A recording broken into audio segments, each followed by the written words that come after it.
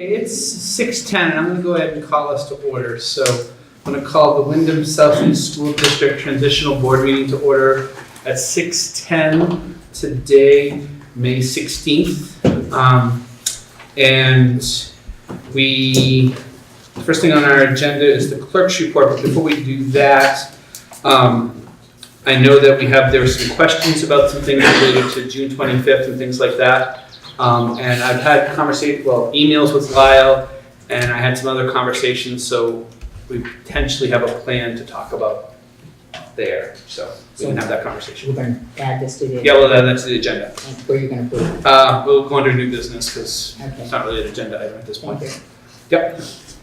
Also, I think all the board members, did everyone get the forwarded email about the legal stuff from Attorney Ottinger? Did everyone get that? Mm-hmm. Yes. Okay, good. So I was thinking we could maybe have a conversation about that. Kind of part of the Articles of Agreement, but also maybe more under new business if we need to discuss that further at that point. Okay? So first up though is the clerk's report, and is there a motion to approve the clerk's report from our meeting on Monday? So moved. Is that a second, Sean? Okay. All right, moved and seconded. Any additions, deletions, corrections that need to be made to those minutes? All right, seeing none, all in favor? Aye. Opposed or abstentions? Great. Thanks. All right. So the first thing on our agenda was the Articles of Agreement, and I know for the board members, we all have them, and there's a few extra copies here for those in the public want to see sort of what we've been working on as far as the 4 Articles of Agreement that we want to work on, as far as making recommendations to the new unified board when that happens next week. So we can just take these in order, I guess, the way we've been doing that. So starting with leadership councils first, and Christina has been our thing. Do you want to go ahead and read to us? I made the extra copy so I wouldn't have to. Sure. Okay. I will. Right. You guys don't have it electronically, do you? I do. You want to email it to me? Can somebody who's not reading email it? Does anybody have access to that? I sent it to everybody. I sent it this afternoon to everybody. Then we can share this. I've got them also to you. Right, great. So, Leadership Councils, the Unified Union District Board shall ensure community input in school board deliberations through local leadership councils. The Unified Union District Board recognizes that the loss of individual boards in the 4 communities will diminish community members' opportunity to access the school board. To help mitigate this effect, school-based leadership councils will be established at each school during the first year of Unified Union District operation. Leadership councils will include school administrators, teachers, parents, community members, and students when appropriate. The school principal shall accept nomination from interested parents, community members, and students.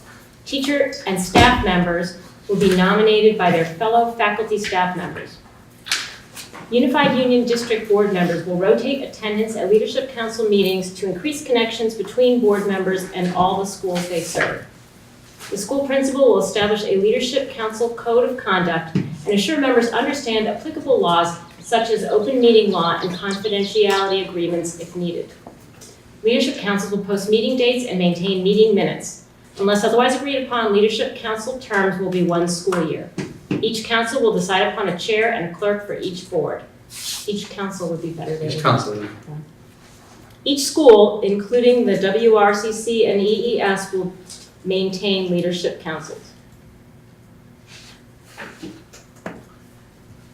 Leadership council responsibilities would be guided by council interest and may include supporting inclusive community engagement activities, communicating community values, expectations to board, assisting school board in development of school-based goals for student learning based upon community values, reviewing student needs and progress measures, assisting in initial budget development, reviewing resource priorities, providing feedback on policies and procedures, providing input in hiring processes, supporting school and district communications, providing input on learning initiatives, grading, curricula, priorities, etc., coordinating local school committees and organizations, and other responsibilities mutually agreed upon by the Unified Board and Leadership Council.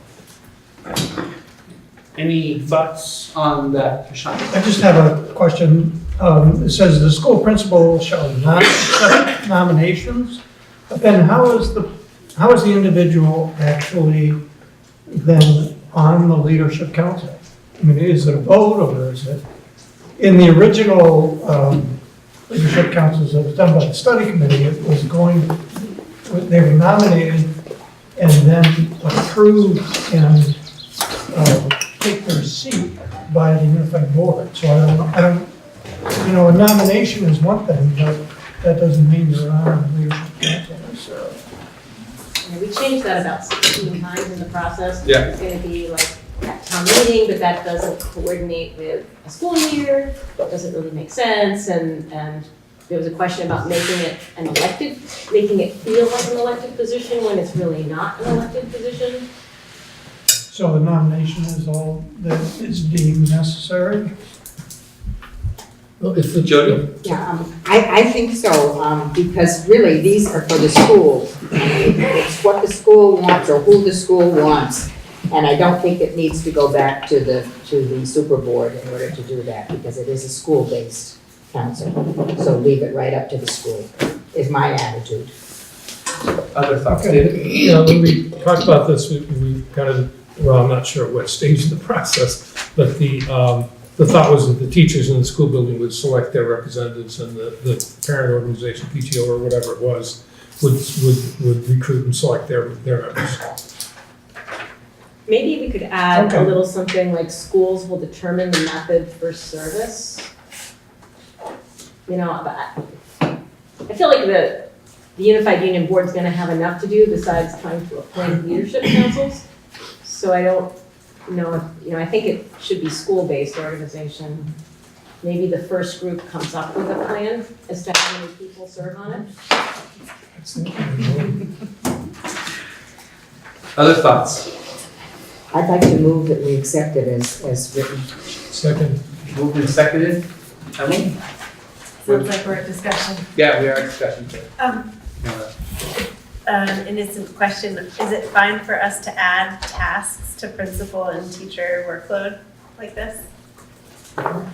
Well, I think that I think that it says, because it says that they may include, so it's not like we're definitely saying it has to be all of these things, because it's gonna kind of be decided by this group what they're gonna tackle. And there may be times I could envision, and maybe this is just my vision, but I could say that there might be times when the unified board may go back and say to the leadership councils, we want your input on X, Y, or Z on a particular topic, and go to them first as the input from those schools.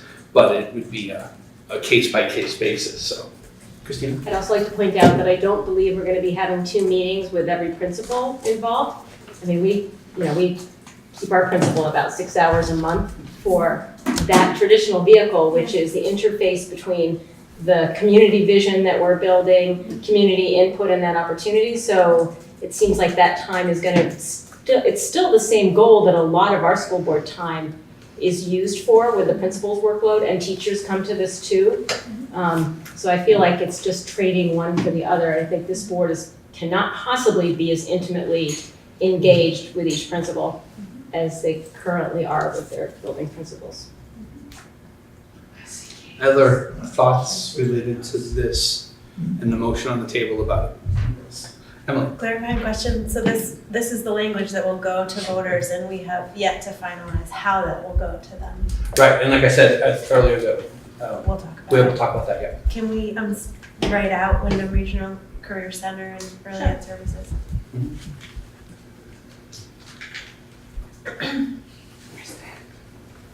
In pink, first paragraph. Anything else on this I didn't miss amended article or this article of review? Yes, Emily? Never. Okay, never mind. Anything else? We have to vote, but I want to include public in this. Is there anything from the public that's here that has anything they want to share in relation to this? Yes. Liz Adams, I think it would be useful to include in the group that was named, people who are currently on the school board to help the school make the transition and be a good vehicle to have at least one person from a current school board on the leadership council if they want to do it. Yeah. Could I ask Liz that if she's gonna speak tonight, that she might move up closer so we can hear her? Okay. So, Because I couldn't hear what you said, Liz. so Liz, you wanna stand up and say that again louder, at least? I think in the group of people described for being on the leadership council, it should include a school board member who is currently on the board in that town to help with the transition. It won't be such a big shock to people if somebody wanted to do that. I wouldn't want them excluded. Thoughts about that, Jen? That could be the community people or whatever. It doesn't have to be identified as a school board, because then you'd be telling them that you have to have a school board member. And maybe a school board member doesn't want to. Yeah, I think it'd be hard for us to tell somebody, you have to do this. You know what I mean? Once they're no longer an elected official, we can't necessarily direct them to do something. We can highly encourage and recommend it, but it can't be have to. We could say preference be given to previously serving the school, because maybe somebody would come back as well. So preference in leadership council membership will be given to previous school board seat holders, or I don't know on that, but How many years do you want to go school back? director.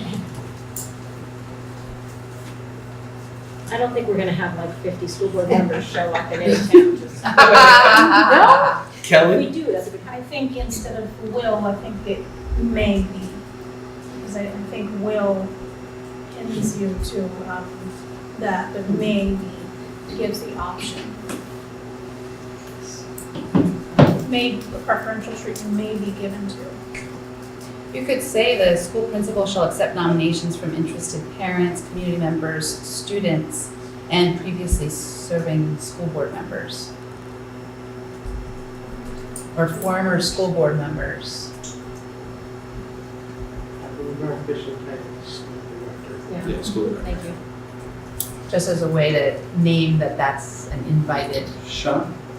I was just wondering why the WRCC and EES are called out, because there'd probably be one from bands and there'd be one from the high school also. So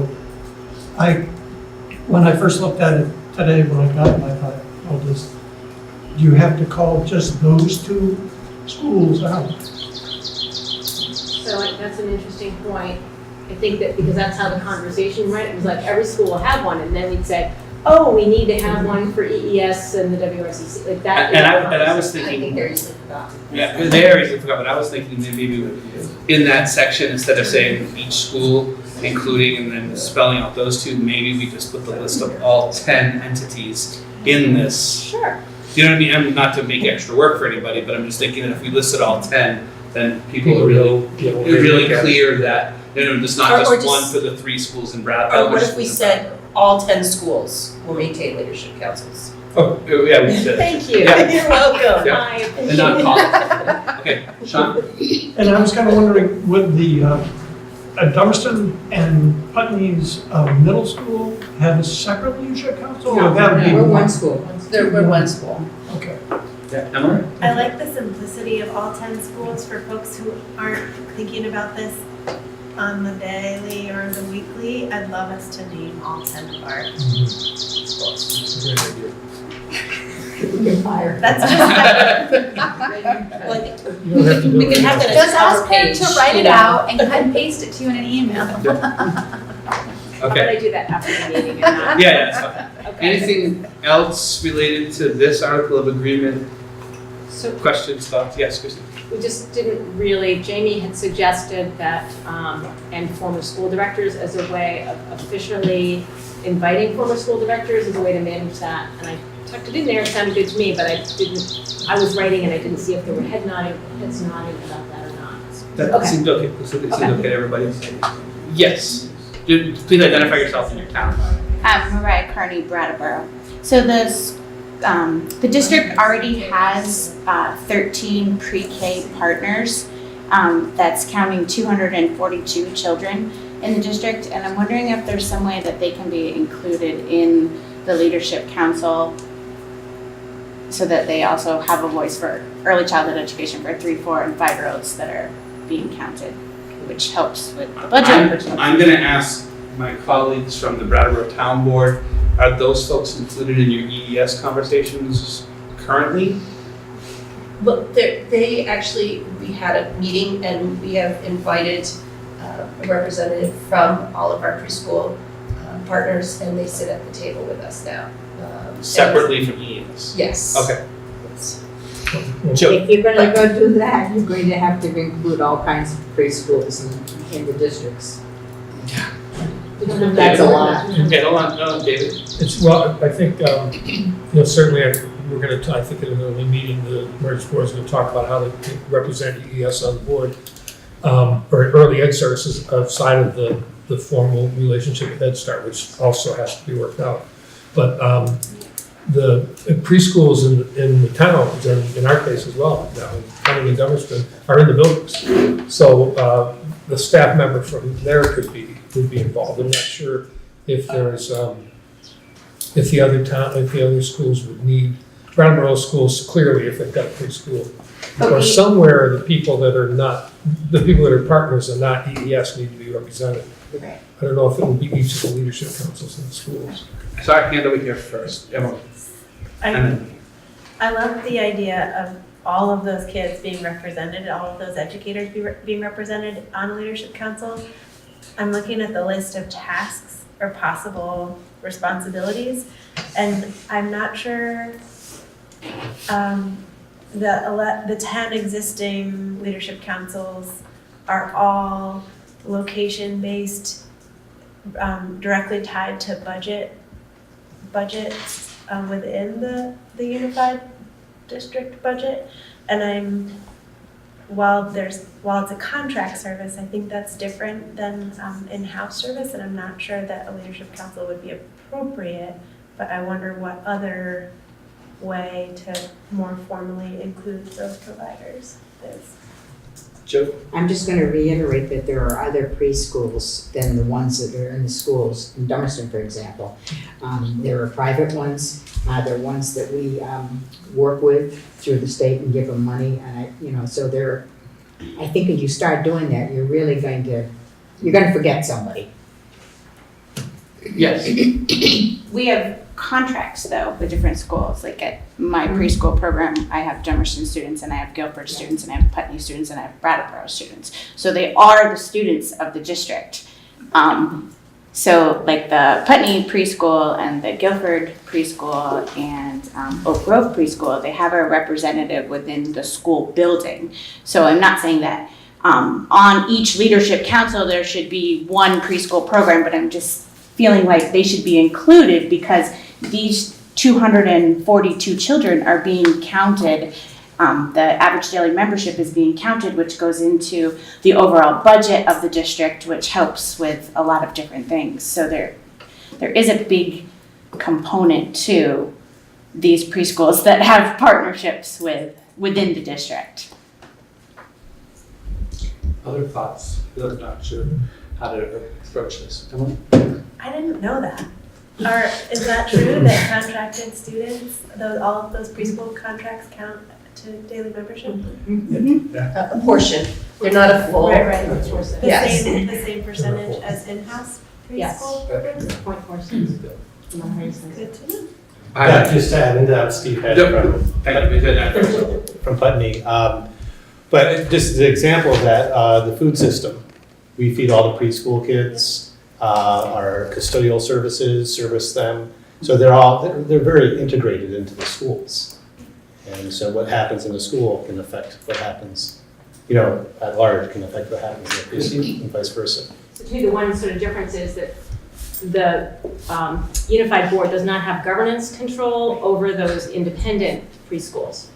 So that's a big difference because the independent preschools have complete control over their governance.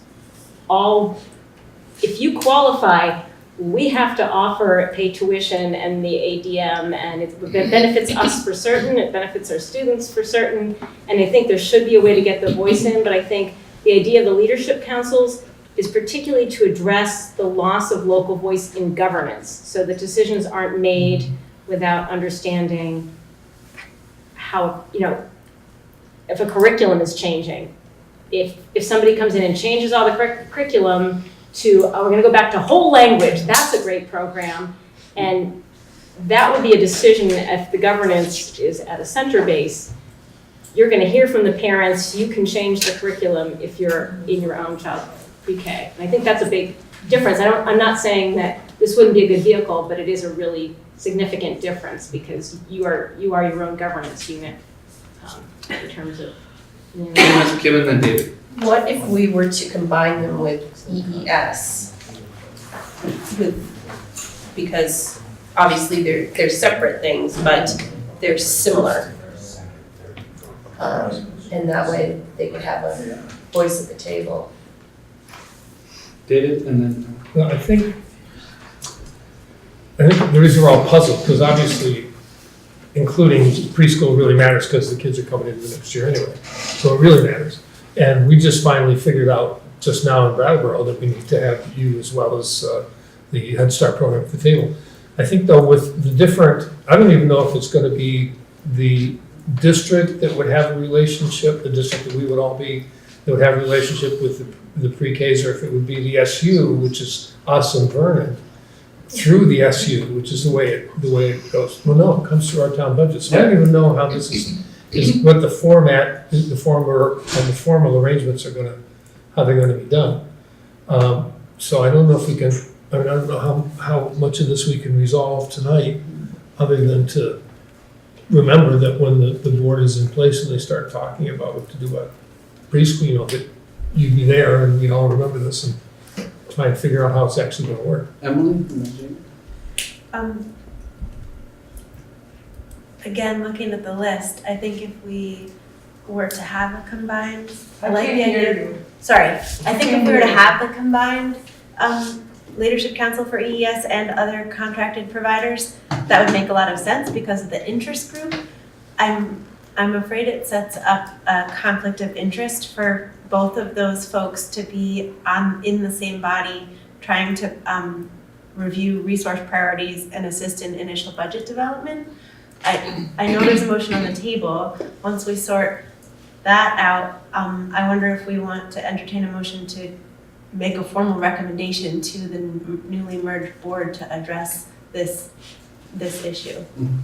Jamie? Just a question that I was having based off of Kim's last comment was that if there could be in this saying that Brattleboro EES would be encouraged to have representative from the body and that it would be specific to that leadership council. Sean? Well, I was just, it does say may include at the top of the whole list, so, some things are gonna be applicable and some things not. Emily? We also, there are other schools to whom we pay tuition for, like, I'm sure we have students at Kindle Farm right now, kids at Community House. I think there's other schools in this category, which is why I'd love to see the merge board take this on. I think it's really good feedback we're getting. So I actually wrote them all out. We got 12 schools. Academy, are BAMS and BUHS considered one entity or two? Two. Okay. Academy, BAMS, BUHS, Dummerston, EES, Green Street, Guilford, Oak Grove. Oh, I did it twice. I found the problem. Thank you. Sorry. I was like, how? How did it so many times? So we have 10. And we don't know how many. We have 8 members currently. So That's going to be tricky. That's going to be tricky. But you just put early education in there, wrote it out, so that could cover anything, couldn't it?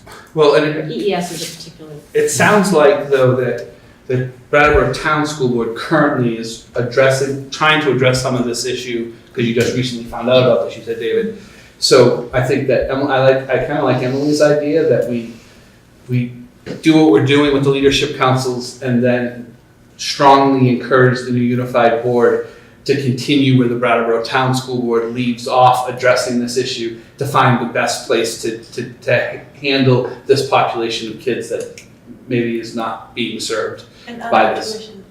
And potentially other switches, but like that, to highly encourage them to address that issue, because it sounds like I said, the Brattleboro Town Board is starting to address it. They may not come to a completion before June 30th, so, on how to, so. Well, we did. But yeah, Right, because we're. yes, yeah, Brian or somebody else comes Yeah. and speaks. Yes, Jamie, Why was that decision made that was my decision. to have you be a representative on the Brattleboro Town, what is it called, it elementary, town school board? Why was that decision made?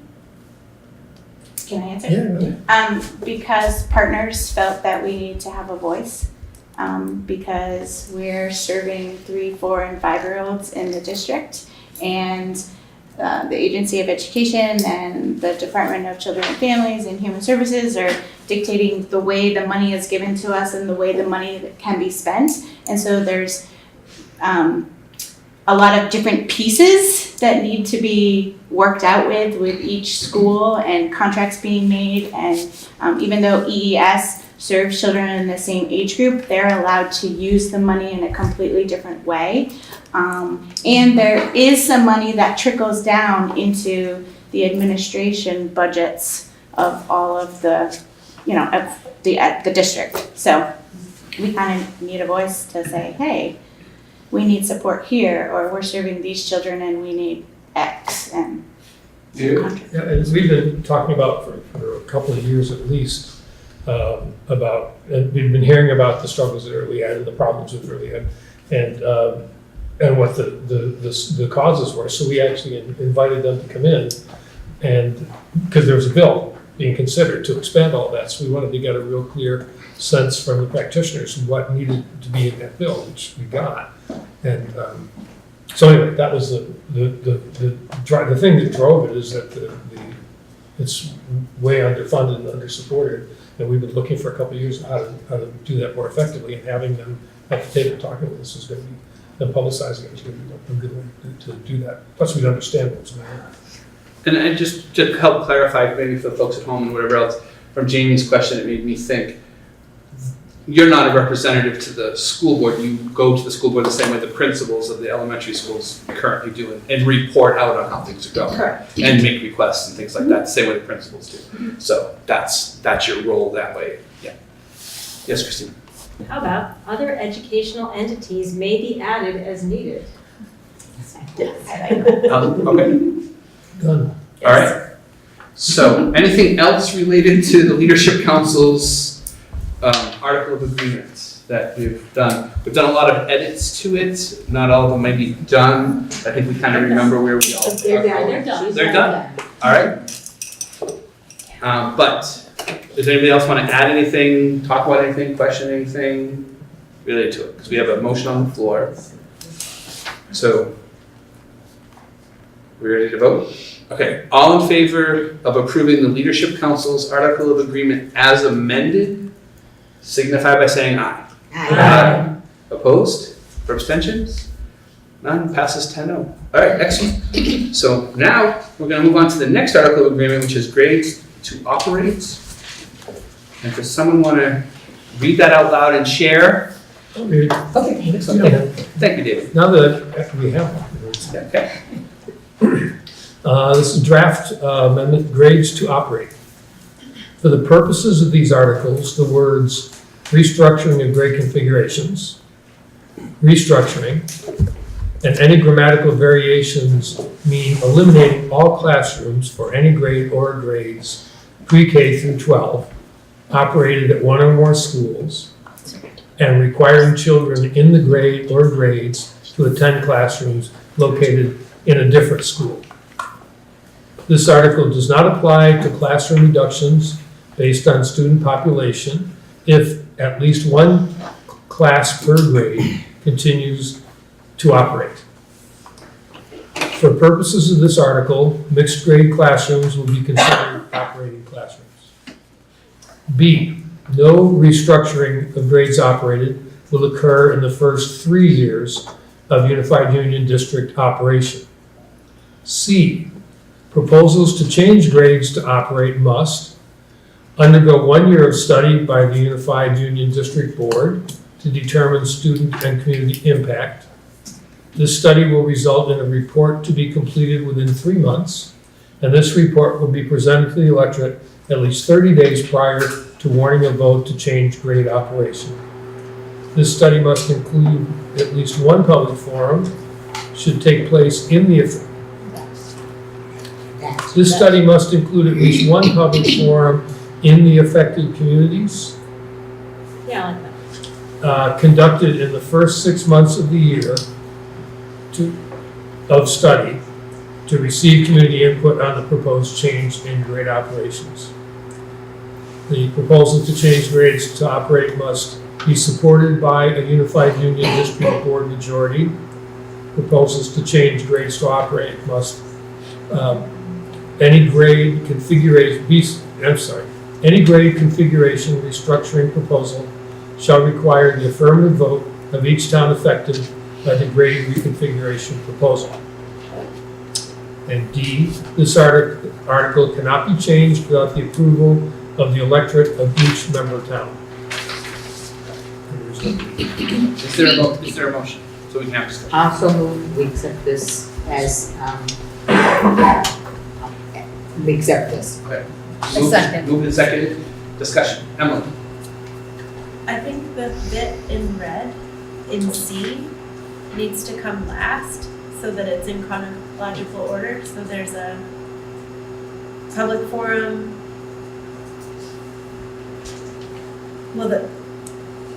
So 1 year of study, including the public forum, within the first 6 months, study will result in a report to be compiled.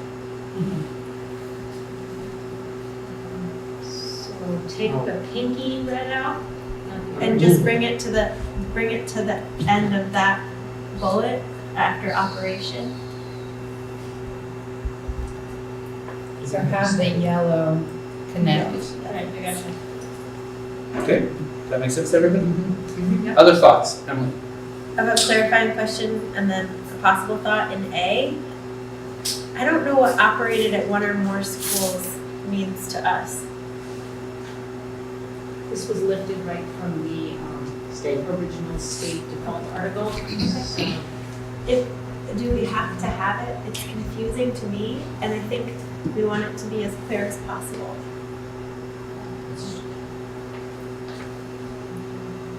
What are people's thoughts on that? It's an interesting question. Say we wanted to eliminate pre-K though, in all the schools, I guess. That's all I can think of with that. I see, okay. Does that feel okay? Yeah, thank you. All right. Other thoughts on this one? We're not doing that, I just. Yeah. It's good to clarify that. The headline tomorrow. Emily? Back to C, where it says public forum, and I think we got it to say in the affected communities. Can we say in each of the affected communities? My understanding is that we mean that each town will have their own public forum, and I want that to be clear. Is everyone okay with that? Makes sense? Okay. That's more clear than saying that one forum is going to happen in the affected communities plural. Yeah, it's more clear. Okay. Other thoughts? Yes, Kelly? In the pinkish part where it says within 3 months, 3 months is a short amount of time to write a report. I mean, if they're compiling a report, so maybe we could put 6 months, just to give them. I thought originally it was 6, but I thought maybe it got changed at the last meeting. It's after. I suggested 3 because I was concerned about the time effectiveness of 6. If this is the process of, 3 is aggressive, Yeah, I think but we just proved that aggressive timelines are doable. Well, and I think that I think the study's gonna take more time than writing the report from the Yeah. study. So I think that the study is the study, and then the report writing is a little bit more doable in 3 months, I would think. It's, The report is. like you have 6 months and then you've got 3 months to get it, and you've got to get it in front of the voters 30 days before. So you got kind of 10 months in there. Well, you, oh, Yeah. does the 1 year include, it's a year and then, And then it's 3 months to write the report, right, and then it's at least 30 days prior to the warning, so then it's actually 2 months after the report's done before it's actually voted on. So that's actually 17 months from the time you start working on the study till it gets voted on. So that's a long time. No, I think because the year study includes a form in the first 6 months. Yep. And then the report 3 months after that. Yeah, I know. go ahead. Jamie? So imagine there were 3 affected communities. You had to have 3 public forums. Then you had gotten feedback, but you don't think a study includes just community feedback. It requires administrative analysis, it requires maybe the leadership council's meeting. There's other pieces, so then that is included in whatever the body of information is, and that's what's used in a 3-month report. See, I still read this as it's 1 year of study. Yes, there will be community forums within the first 6 months. That's still part of the 1 year study. And then once the 1 year study is over, it's 3 months to compile the report, and then another month before it gets warned for a vote. So you're talking 2 months from the time the report's done until you're voting on it. So it's still 17 months from the beginning of the study process until there's a vote to close, to shut down a grade in a school. Yeah. Is it obvious in the writing already, or do we need to make more obvious that there will be a public announcement of the formal study period beginning? I think if people weren't watching the board notes or meetings, they might not know until they're 6 months in and there's been a public forum. That makes That's sense. a good point. 1 year study announced at the beginning. Sounds good. But yeah, it looks like it was an official announcement or something. Do we want to specify how that's announced? Because I mean, if you're talking about just a board announcement, we're announcing this, Right. it's the same problem, so. Like a press release, Yes. media release or something. Announce through a press release? Local outlets. Yeah, press release and through local outlets, maybe even including town clerk's offices. Ooh, maybe posted at town. Posting in the schools in town, like just like the, Yeah. Anything else? Yeah, like do like minutes and that kind of stuff. Like that.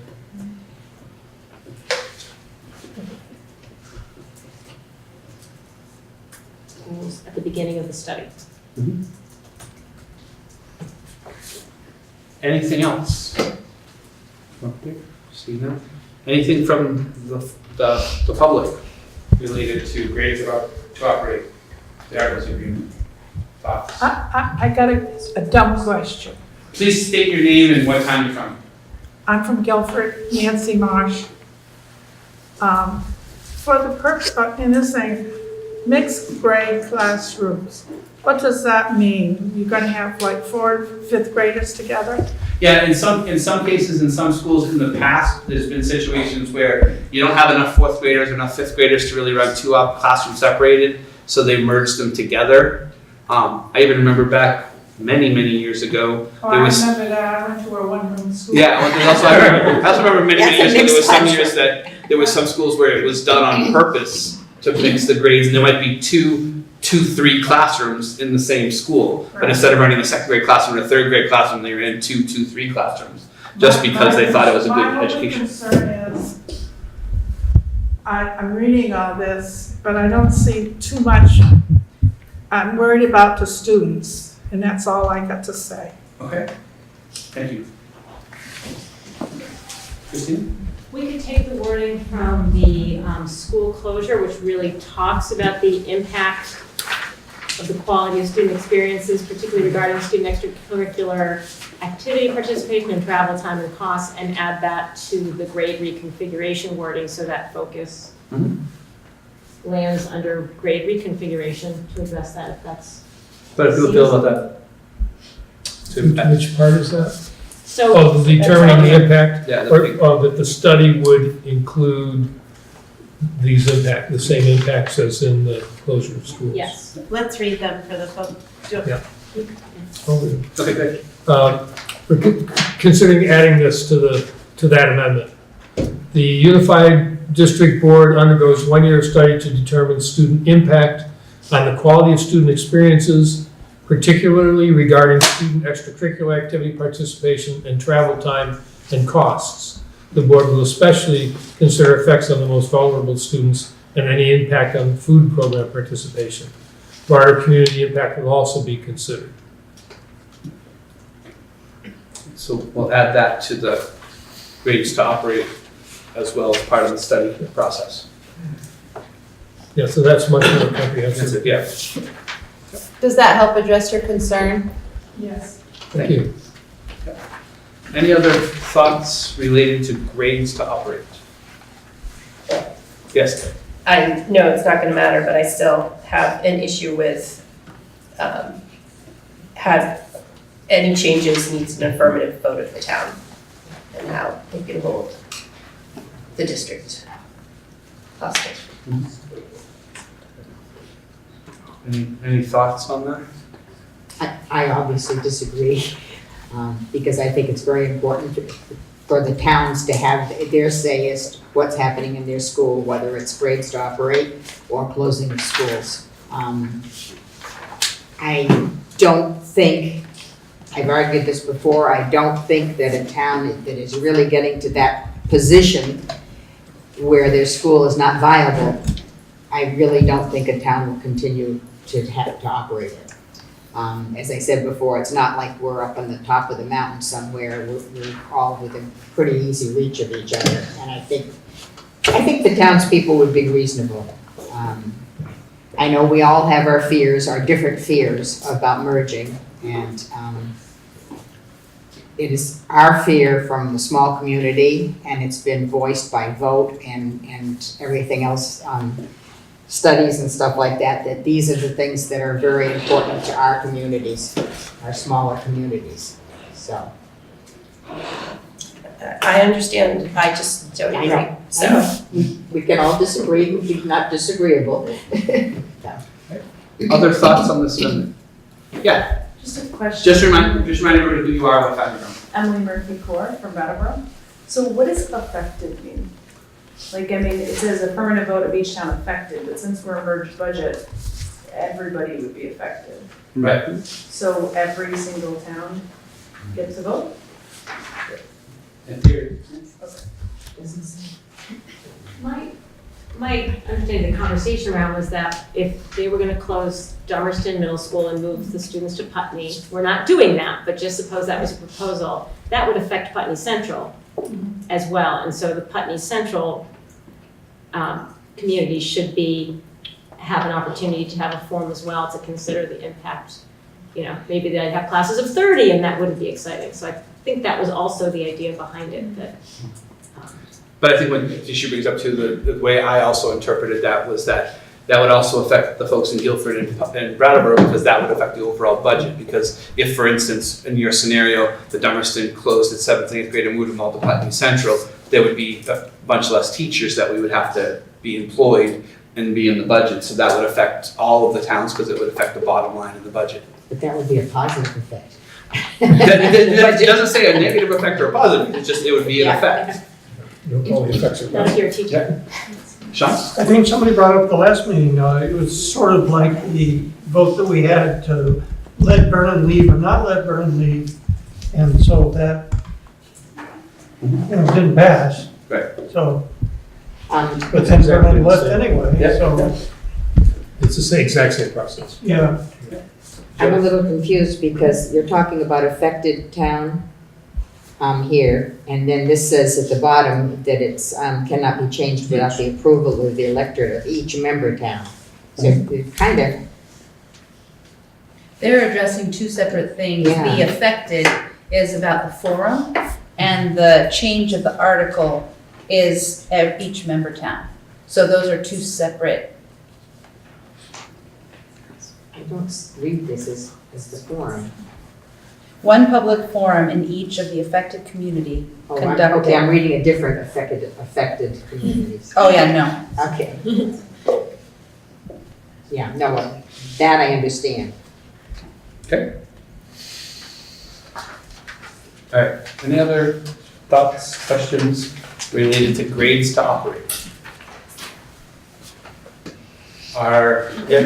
I just, is it, there are no legal questions with D, is there? That, because, All of these are gonna end up going to legal counsel anyway before they go to the electorate to vote on them next month, so it's not like they may, the new unified board may end up having to change some of these based on legal questions. We're voting to send it to the unified board to then do with whatever it is they need to do with it, including sending it to legal counsel, is my understanding. So, that makes sense? I think we should make that more clear in our motion as we move through. Okay. All right. Also, that language was taken from the default articles, not that everything that comes from the state is perfect, but I just copied Dr. Sasada's work. Yep. All right. Any other thoughts on grades to operate? Are we ready to vote? Yes. Seeing Get none, moving here. all those in favor of the amended article on grades to operate on the article of agreement for grades to operate as amended, please signify by saying aye. Aye. Opposed or abstentions? abstained. Abstaining, okay. So it passes 9 and 1 abstention.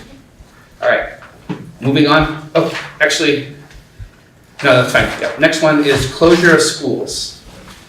Does someone want to read that to everybody at home and in the world? I'm happy to read it. Okay, great. No school may be This is closed closure of schools on both sides. in the first 5 years of the Unified Union District operation.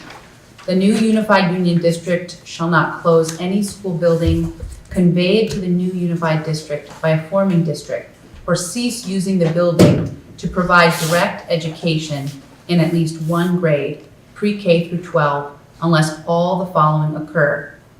The Unified District Board undergoes 1 year of study to determine student impact on the quality of student experiences, particularly regarding student extracurricular activity, participation in travel time and costs. The board will especially consider effects on the most vulnerable students and any impact on food program participation. Broader community impact will also be considered. This study must include at least one public forum, mark out A, Yeah, got that. conducted in the first 6 months to receive community input on the impact of school closure. This study will include a report compiled within 3 months after the forum with impact assessments and may include proposals to mitigate possible negative effects. This report will be presented to the electorate at least 30 days prior to warning a vote to close a school. The next is be supported by a Unified Union District Board majority. And the last, the closure is supported by a majority of the voters residing in the towns in which the school is located and each town impacted by the school closure. C, this article cannot be changed unless approved by the electorate of each individual member town. Is there a motion? So moved. Moved, is there a second? Second. Moved and seconded. So discussion on article to close schools. Or closure of schools, excuse me.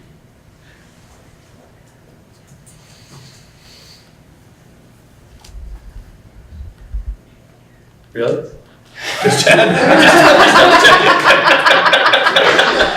I know the 10 of us have only been together for a short period of time in this configuration, but that's never happened. I just want to point that out. It's a pretty broad conversation. Yes, we have. Maybe I'll call a question then. if there's no Oh, okay, well, comments. let's turn to the public. Is there Somebody anybody in could the throw a audience wrench in that has any questions, concerns, issues related to closure of schools? Okay, I'm seeing none. Are we ready to vote? Oh, okay. Another dumb question. There's no such thing. The First one was a really smart one.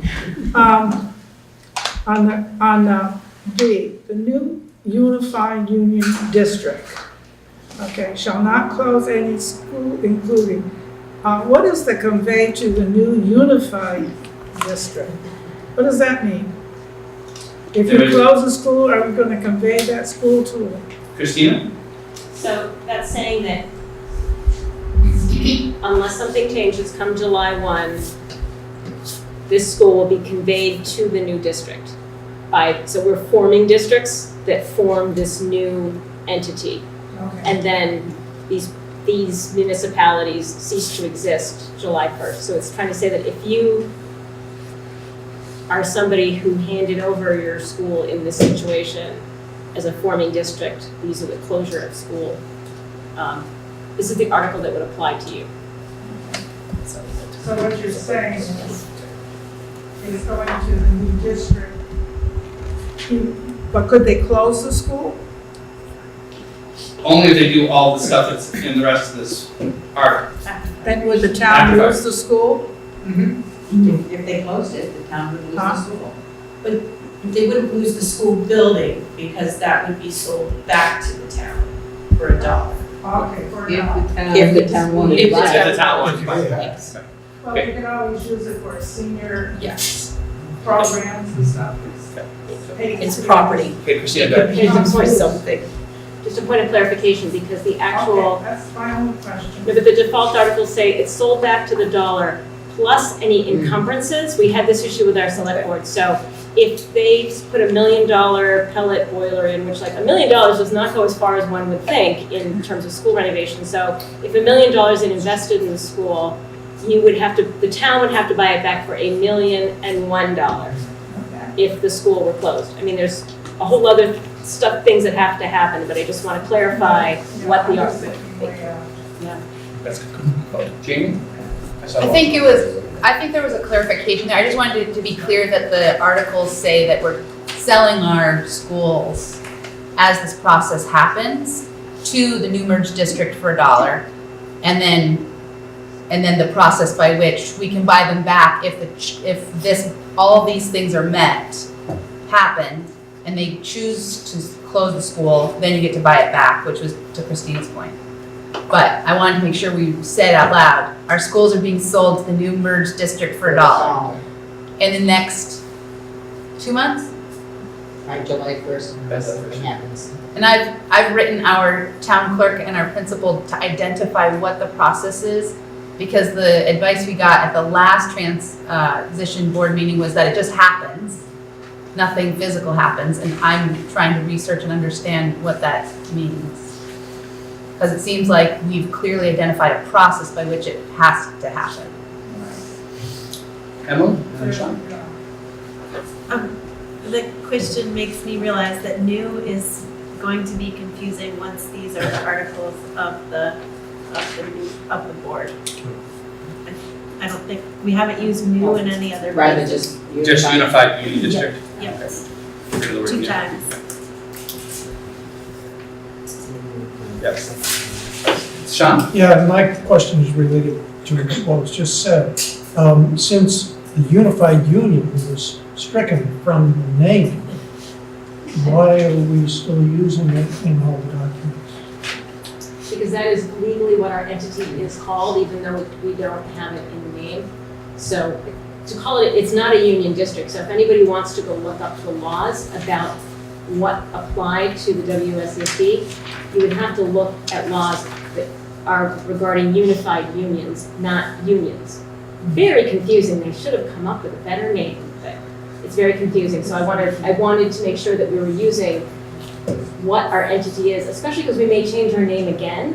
So I wanted to refer to it as the unified union, so it's very clear what our legal entity is for anybody who's reading But I watched the VCTV on that April 2nd, when the name was changed, and Frank Rucker said, well, you could leave the name as is, and then you're doing business as.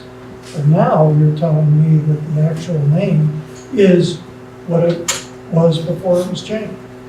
This isn't the name, it's just what the legal entity is. Oh, Description.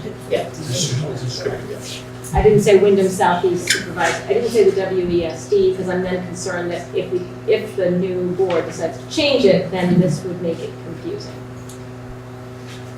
And the new board may, before it goes to the voters to vote on in June, may decide to change that wording and put in whatever they decide to do something like. Yes. All right. Anything else related to closure of schools? Thoughts, questions, concerns? Okay. Are we ready to vote? Yes. Okay. All right. All in favor of the article of agreement for closure of schools as amended signify by saying aye. Aye. Opposed or abstentions? Abstain. So 9 and 1 abstention. Excellent. Okay. Closure of schools. So the last one on our articles of agreement is representation. And the representation article is relatively short, but I think the board did, everybody on the board did say that they saw the email from the attorney that we asked the superintendent to get information from. Did everyone see that from Attorney Ottinger today? Sean saying no. no, I didn't see You it. didn't What see time did it come in? First thing in the morning. 3:30? Oh, no. Oh, no, yesterday, that was late, sorry. That was from yesterday, but then it got forwarded to the whole board this morning. 8:50 this morning. This morning. So maybe for the public, and I don't have it in front of me because I was having printer issues, if somebody wouldn't mind sharing what Attorney Ottinger said for the public and for Sean related to representation. Is there a pass, are you gonna get into your email? I think some people are into the. It's right here. There you go. Yeah, get down. No space. No space and both words are capitalized. Okay. So does somebody want to share that with folks out there, what the legal representation that we've contracted with? I can read it. Okay. Dear Lyle, thank you for sending me your summary of the factual, historic, and geographic underpinnings of WSESU, along with the current procedural and political posture of the local debate, and the imposed articles of the proposed WSEUUSD. A myriad of issues are raised, and I will limit my initial reaction to what I understand to be your most pressing concerns at this time. The notion that 2 board members would be elected from each of the 4 merging districts would clearly create, in my view, an unconstitutional structure. The case law requires loosely 1 person, 1 vote. And given the percentages that the populations of each district represent of the total, 64% Brattleboro, 11, 12, and 13 respectively for the towns that names aren't given here, sorry. The 5-2-2-2 board composition, which produces a breakdown of roughly 45%, 18%, 18%, 18%, is close enough to 1 person, 1 vote, that in my opinion, it will comfortably pass constitutional muster. There is considerable case law on this point, and I disagree with footnote 2 on page 7 of the imposed articles, insofar as it is offered to support the constitutionality of an imposed 2-2-2-2 board composition. The details of my reasoning exceed the scope of this simple email and might better be the subject of a real-time conversation. And there's a reference below, and I'll see if that needs to be read too. That said, here's a link to Barnes versus Mount Anthony case cited in the footnote, which I recommend you read in detail. And then, yes, I think that your electorate can vote to superimpose the 5-2-2-2 structure on the proposed 2-2 And for that purpose, I believe that, for both legal and strategic reasons, the votes on that issue should be commingled.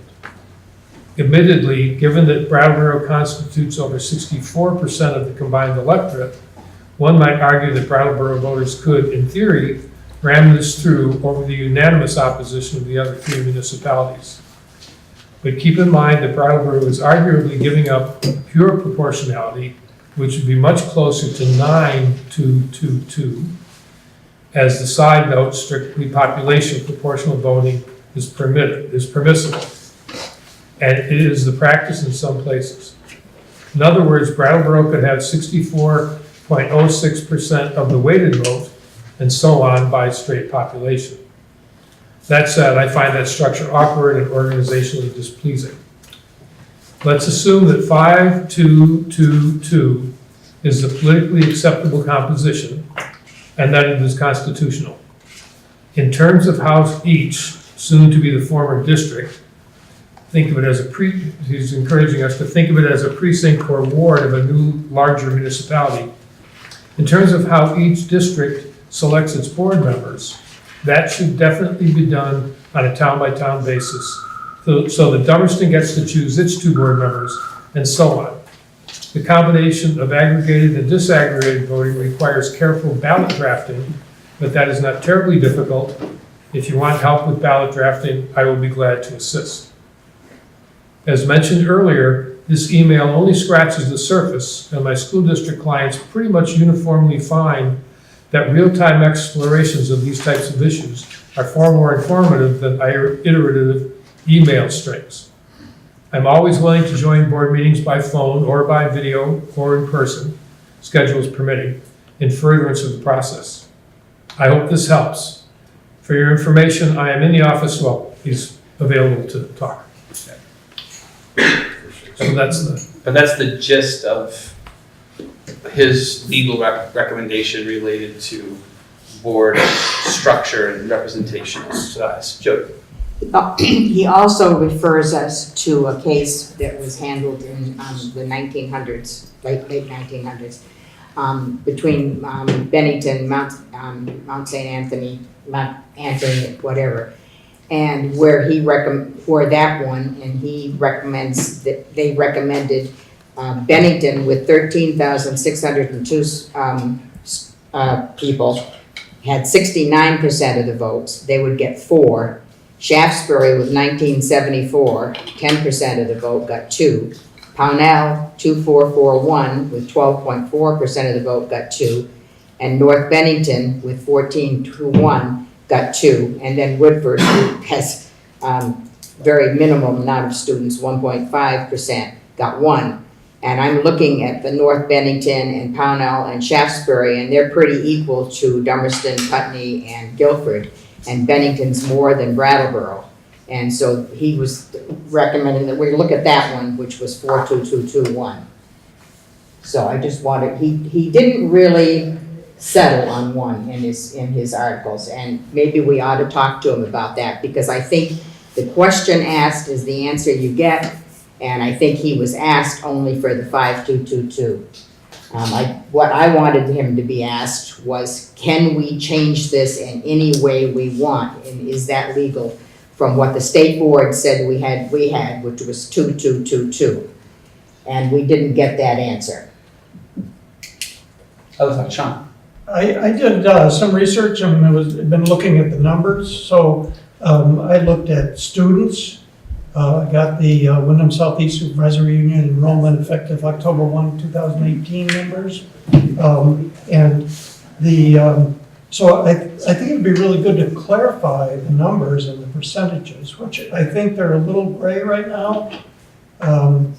So the 3 towns, Putney, Dummerston, and Guilford, and this includes the BUHS students, is 818 students from the 3 towns, and Brattleboro is 1,343 from all the Brattleboro elementary schools and the BUHS numbers. So that's just from the viewpoint of a student, which means that Brattleboro has 62% of the student approximately, and the other three towns have 38%.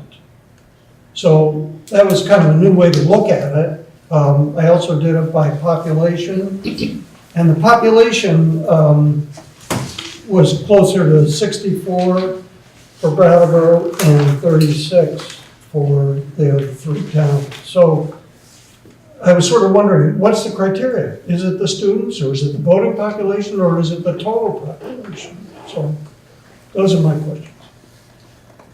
Christina? It is my understanding after 4 years of studying that it's a one person, one vote, meaning one voter, one vote is the proportionality issue that we're struggling with. And the number of students really, because everybody's paying taxes, so, and everybody's a voter, so it doesn't, the number of students doesn't have a bearing on this particular issue. So It's very similar anyway. Yeah, as far as, I did the voter checklist, which is quite different from the estimated population. So the voter checklist is, total is 14,454. And Brattleboro was 9,275 out of that number. So that, for the voter checklist, it's close to Brattleboro being 64% and the other three towns 36 from the voter checklist. And then total population was about the same. Brattleboro was estimated to have 12,000 individuals total population, and the other three towns were 6,687. So I got those numbers from the town clerks just the other day. So at 64-36, but then I also started looking at the proportionality, and I think it'd be pretty hard, and I think that Ottinger referred to that, it'd be pretty hard to get to that percentage in a board, very difficult. So the Brattleboro Union High School board with 5111 is close to that percentage. So I think the reluctance of the three outlying towns was, not to be overwhelmed by the town of Brattleboro, and I think that's been expressed by everybody. So, including the individuals from Brattleboro. So it's complicated. Christina? It's also, he's changed it from at-large to directly representational in this whole thing, which is, and part of it is, I think, as he illustrates, we probably should have done this on the phone and had an opportunity so that we can say, well, apples and apples, what would that look like? And then go back and talk about apples and oranges, meaning at-large representation. Every person is voted on by the voters of all the towns, and they represent all the children, versus you are voted on by your town, and then you represent really your town on the merged board, on the unified union board. So I feel like, and we're at the end of our charge here, I think it's going to be really important to have a conversation with him to really figure out what it is that's going to work as best we can. And I'm sure everybody's going to be a little bit unhappy in the end, but I think it's too hard to, this option he's given us is totally different than everything we've been working on. And we got that either last night or this morning, depending on where you want to. Sean? My next question would be, how is that going to relate to the vote that's going to happen on the 21st? You mean on Tuesday? I think Yeah. nothing changes. Nothing changes. Nothing changes. Yeah, nothing. Yeah. We Yeah, put it so back. that, I sort of look at that, that's going to happen, that's going to establish the WSESD, and then, that's what it's going to be. And there's no way to change that. I mean, that vote's been won 30 days, so. Absentee voting has already started, and Yeah, many people have already voted.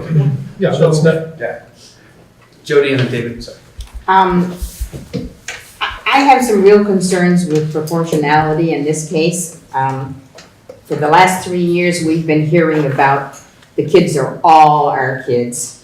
And now we're all of a sudden hearing, you know, it's Brattleboro's kids or it's Dummerston's kids or whatever.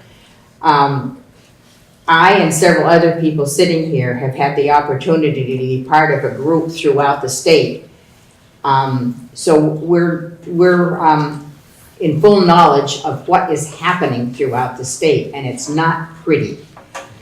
And we can even look right close to us at Wyndham Central and what has happened. They haven't even started operating July 1st.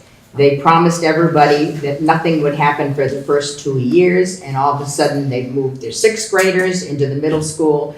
They've instituted choice, so they've made Jamaica practically not viable. And then they put preschool in Jamaica, so people have to come from Williamsville or whatever, all the way to Jamaica for the preschools, except for, I guess there's one other town that has preschools. And that's right in our neighborhood. But there are other districts, and there's articles that have just been coming out recently about the Hardwick area and what's happening in there. And it's pretty vicious what's going on. And I don't know how to solve the problem, because I understand where Brattleboro's coming from. I want Brattleboro to understand where the small schools are coming from. We have a school in Putney, Guilford, and Dummerston. If we were to lose the viability of that school, or to have that school close, we lose our communities. And it's a really big deal to us. Brattleboro has 3 schools. I don't want to see Brattleboro lose any schools. And I don't think the people here today want to see any of that happen. But we don't know who's going to be sitting on this board in the future. And judging from what's happening all over the state, things are happening.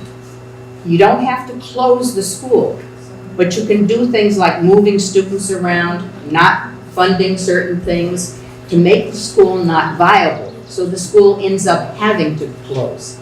And those are the kinds of things that I and my community of Dummerston, and I'm pretty sure it's the same with Putney and Guilford, because everybody voted against this merger overwhelmingly. Unfortunately, a lot of the school board members did not honor the votes. And I mean, even going to the state and saying that, oh, we ought to all send our kids to the middle school. Well, Dummerston and Putney do not want to send their kids to the middle school. And I don't think anybody else should be able to tell Dummerston and Putney that they have to do that. And I don't know what the answer is, Brattleboro people, because I understand where you're coming from. But I don't know what the answer is to protect us completely protect everybody. So I am against giving 5, my bottom line is I'm against giving 5 members to Brattleboro, because Brattleboro is so much bigger than the rest of us that it really makes the big elephant in the room.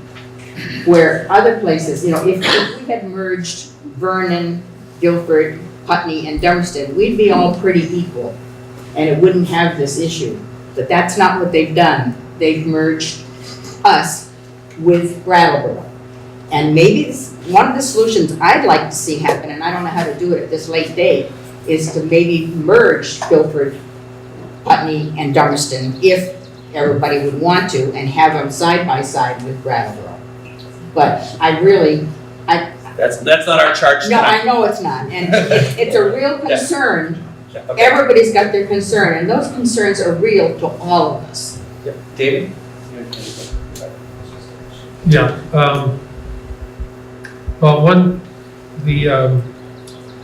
the change, the 522 is what we've been talking about, so he did give us the answer that we wanted, that we were looking for. The voting is different. And I think what Christina said about, and what he said about trying to do this on a series of emails is not the best thing.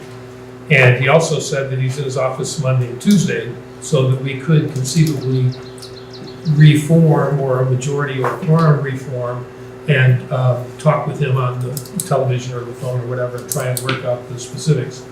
Because we need to have language on this by Wednesday evening so that it can be worked. And We don't, actually. well, Because in theory, the new unified board could, a month from now, Right. warn a separate vote related to this article of agreement. So we could decide tonight to just put, sorry, I didn't mean to cut you off, but to put these 3 articles of agreement forward as recommendations to the new unified board and leave this and let the new unified board deal with it, and at least half the people sitting at this table are gonna be on that unified board. So, okay, sorry. That's true, we could do the same with the first 2 and not offer anything. This is one that we talked about all along, and I think the purpose was because because there's a general agreement that we want to get things in place so that this board can get on with the business of running the school districts. The thing that I think it's important to look at is, you just mentioned that 5 people of the 9 that voted in favor of these protections for the things that you're concerned about, children, are going to be on that board, and 2 of the other 5 that are missing are ones from Dummerston and ones from Putney, whoever gets elected in Putney, and the other one is from Dummerston. So there's already 7 people that are really concerned on this board, never mind who the other 3 people might be, that are, and then one of us, no, so it wouldn't be one of us necessarily.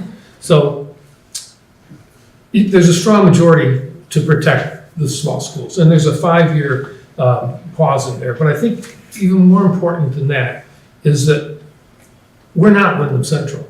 We don't have the political makeup or the political agendas that people on that board have. We're not Hardwick and we're not Harwood. We're a different community. We have a completely different history of working together, different relationship or different history of conflicts and agreements. And I think that putting this off or trying to change it or trying to come back to something that's different is, it's just a breach of trust. I think we're all working together to try and find answers to these difficult questions, and I think we need to decide this.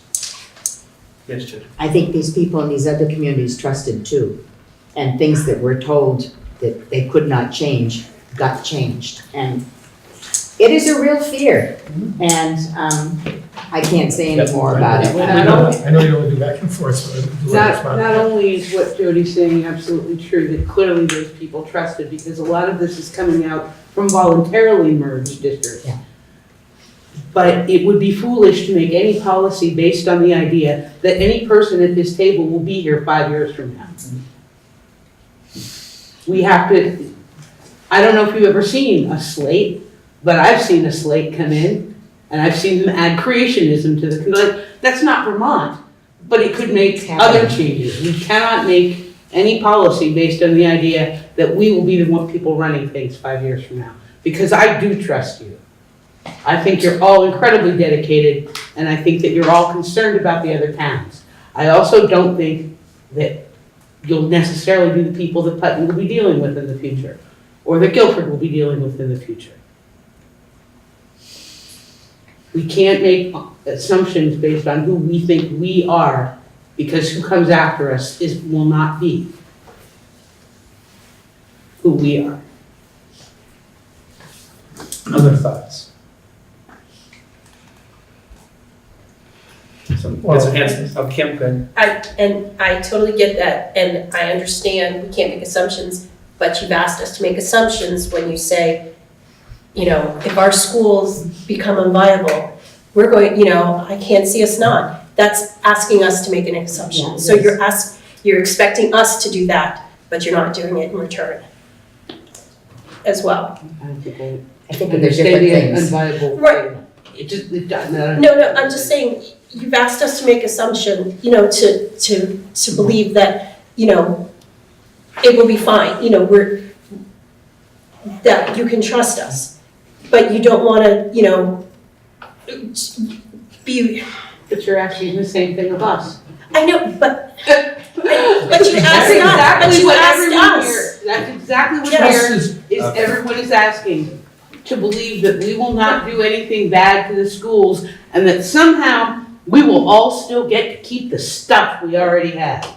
It's clear that the goal of Act 46 was to see to it that not everybody got to keep all the stuff. And the 2222 is the defense we have against each other. Even with the 5222, the small towns can still outvote Brattleboro If they voted together. if they vote together. So if we're on an even number with even representation, we have to work things out. And I think David said that a couple of times, and I really believe in that. Let's give other people a chance in the audience. Remember to identify yourself and your town, please. David Lumberbuck from Brattleboro. To go back to the point that Ms. Naylor mentioned, if I understood correctly what the lawyer said, was that as opposed to the original plan, which was 2222, but at-large voting for all of the towns, there's a significant change when it is an unequal representation, proportional, but representatives from each town are elected by their town members. That's a significant change from the original plan, as well as voting proportions. Also, Me? yeah, sorry. Robin Morgan, Brattleboro. We've been discussing for several meetings, and in this meeting until 7:20, the interests of the outlying towns.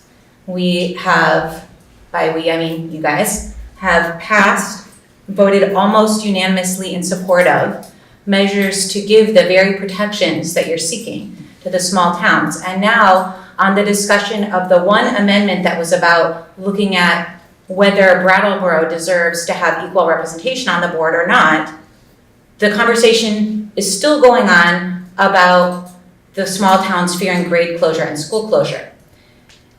I would really like to see us center the purpose of this amendment, which is to bring equal voice to the voters of Brattleboro on this board. Or, as the lawyer said, close to equal, which really is a lot less than equal because we're only giving Brattleboro 45% of a board on which they are over 60% of the students and of the voters and the residents. So I feel like the concerns that you guys are speaking of have already been addressed by the amendments that you have chosen to vote in support of. The amendments would make it impossible for Brattleboro to close the schools in the other towns without the permission of those voters. That's what's in the language of the amendment. Now, I heard a lot of discussion at the last meeting about how the 2222 is going to be fine because we're all looking out for the kids of every town and we all have the interests of every kid in mind. So I'm wondering, why do we need those amendments at all then? If everyone really believes that, then why do we need all these amendments protecting the small towns? It's because people don't believe it. And so if we're just going to be honest about what Ann's saying, that we don't know who's going to come on this board in the future, then let's be real about the fact that we also don't know that those 6 members are going to be voting in the interests of the children of Brattleboro. If we feel that we need people from the towns representing their own town, then the 12,000 people of Brattleboro need more of a voice on this board, and the lawyer even said it's unconstitutional.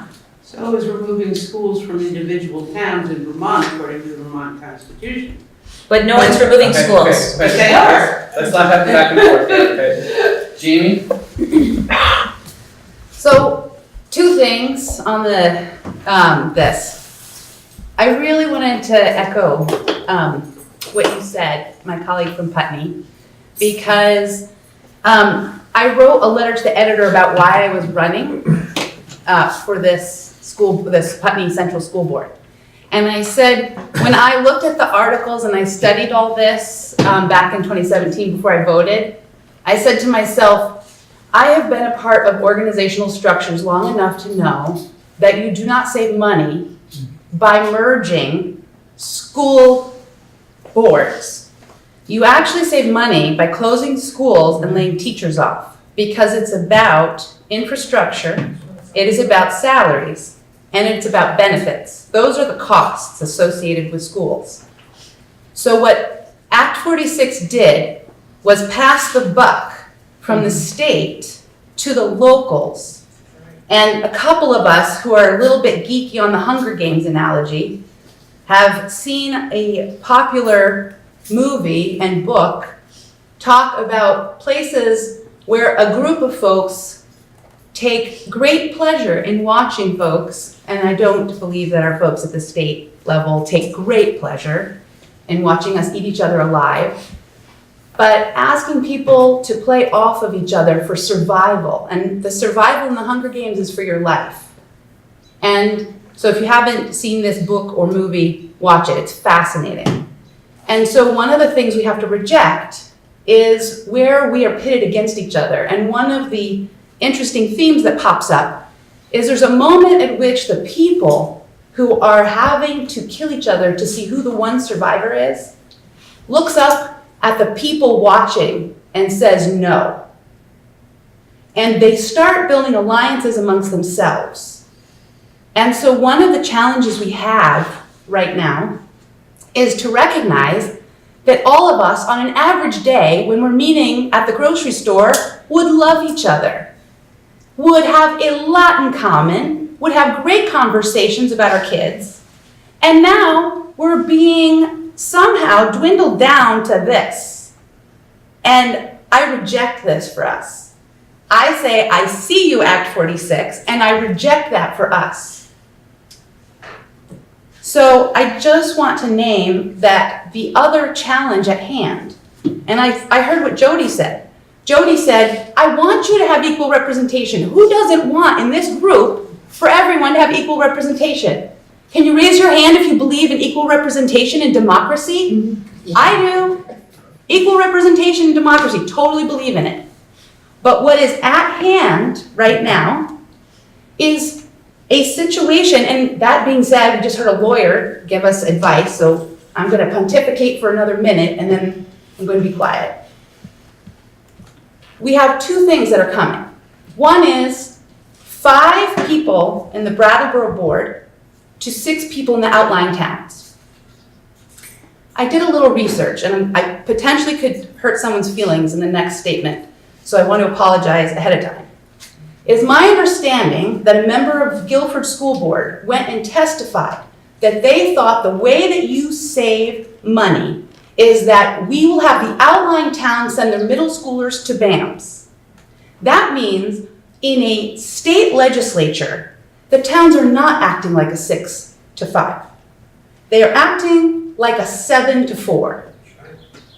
And what we're seeing in that behavior is that there are alliances that naturally occur, and you're right. We're trying to figure this out, but how the heck are we going to figure this out, right?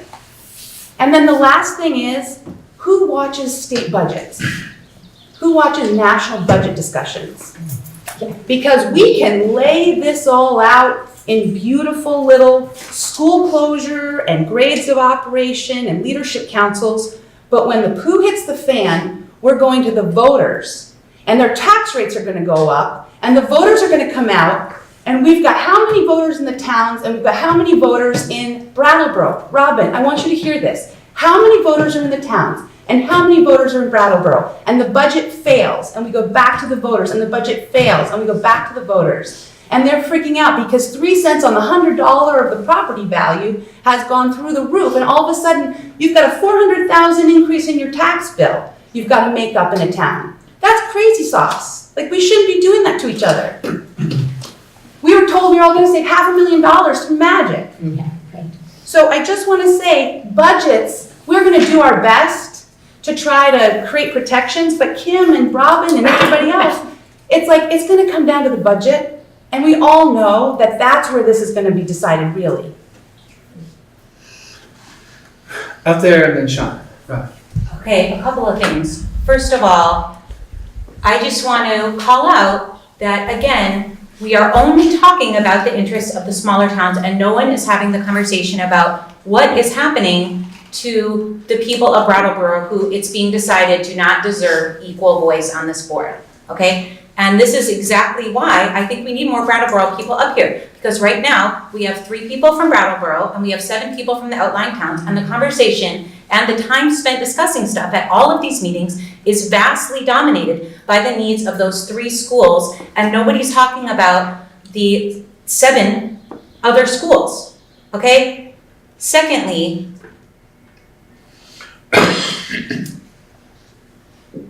I'm just wondering if anybody who has served on these school boards for a long time can speak to when a budget was defeated by the voters. I've only been on Brattleboro's board this is my 3rd year, but all of the times that I've been a town meeting representative and a board member, the budget is approved with relatively little discussion. And it seems from my limited knowledge of the outlying towns that their budgets are normally approved fairly easily too. So I feel like it's fear-mongering to say that this is Hunger Games, we're all gonna tear each other down, and the people of Brattleboro are gonna come and vote down the budgets because it's too expensive to support these other 3 schools, okay? I just do not feel like that reflects the reality that I ever experienced as a board member.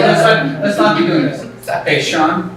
Yes, just a point of clarification, I got a tax bill out today, and so I was looking at my taxes, and I sort of put it into generic, so it's not actually my taxes, but what I did was I plugged in the tax rate of $1.65 in a $200,000 home, and it would be $3,300 would be the tax, the education tax. And then I plugged it in at $1.70, in other words, a 5-cent increase, and it's $3,400. So it's every 5 cents of tax changes your tax bill by 3%. So I didn't want to have talk about, huge amounts of money. So it's $100 on a $200,000 home would be a 5-cent change on the tax rate. So I thought that was important to bring up because people have inflated the tax implication of what we're doing. Up there. Stand up. Yes, stand up. Ms. Adams from Putney.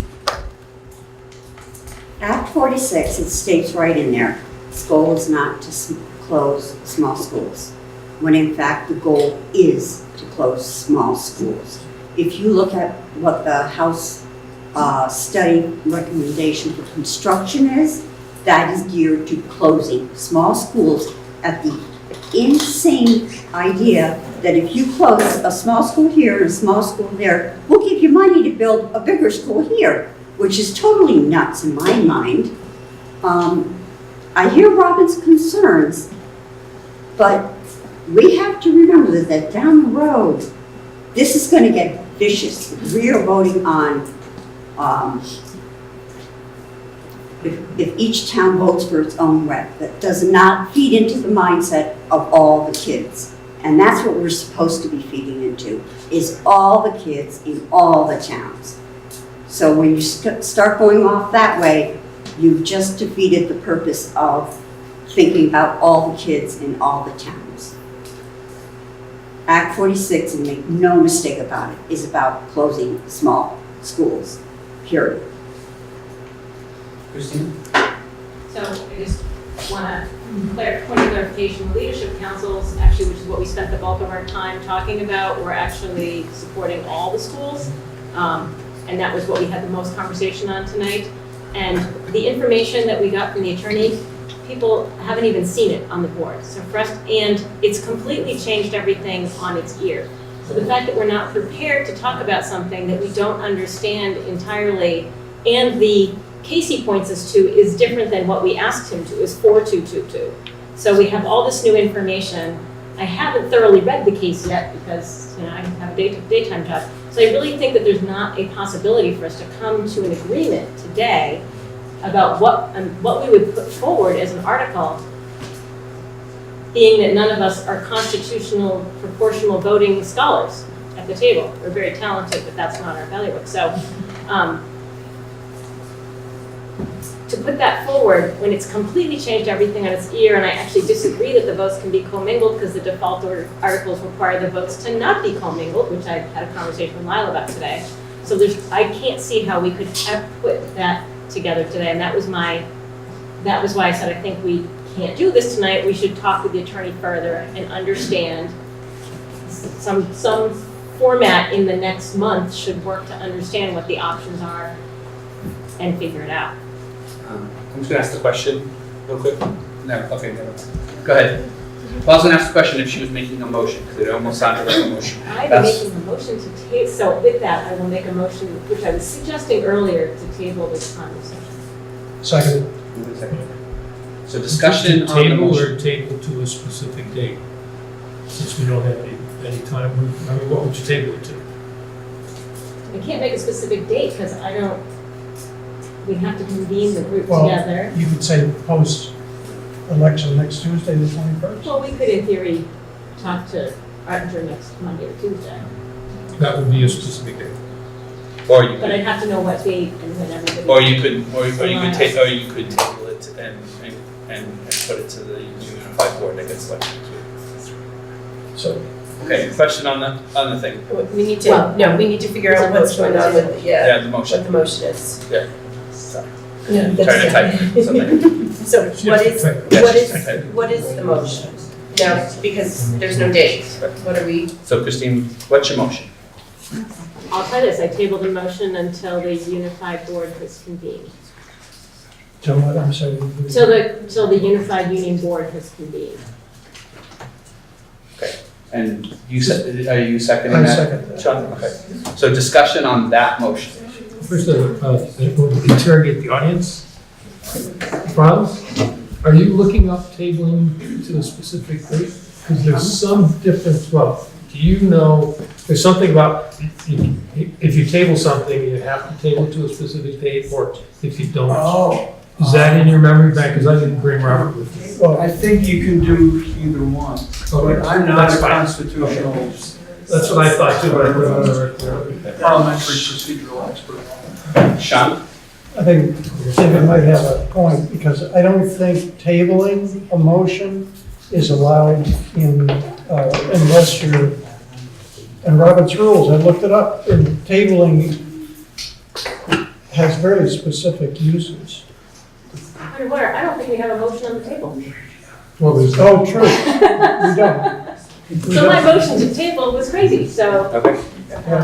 All right, so now we're back to what we're gonna do. It's easy to delete. Jody, Let me throw this suggestion out.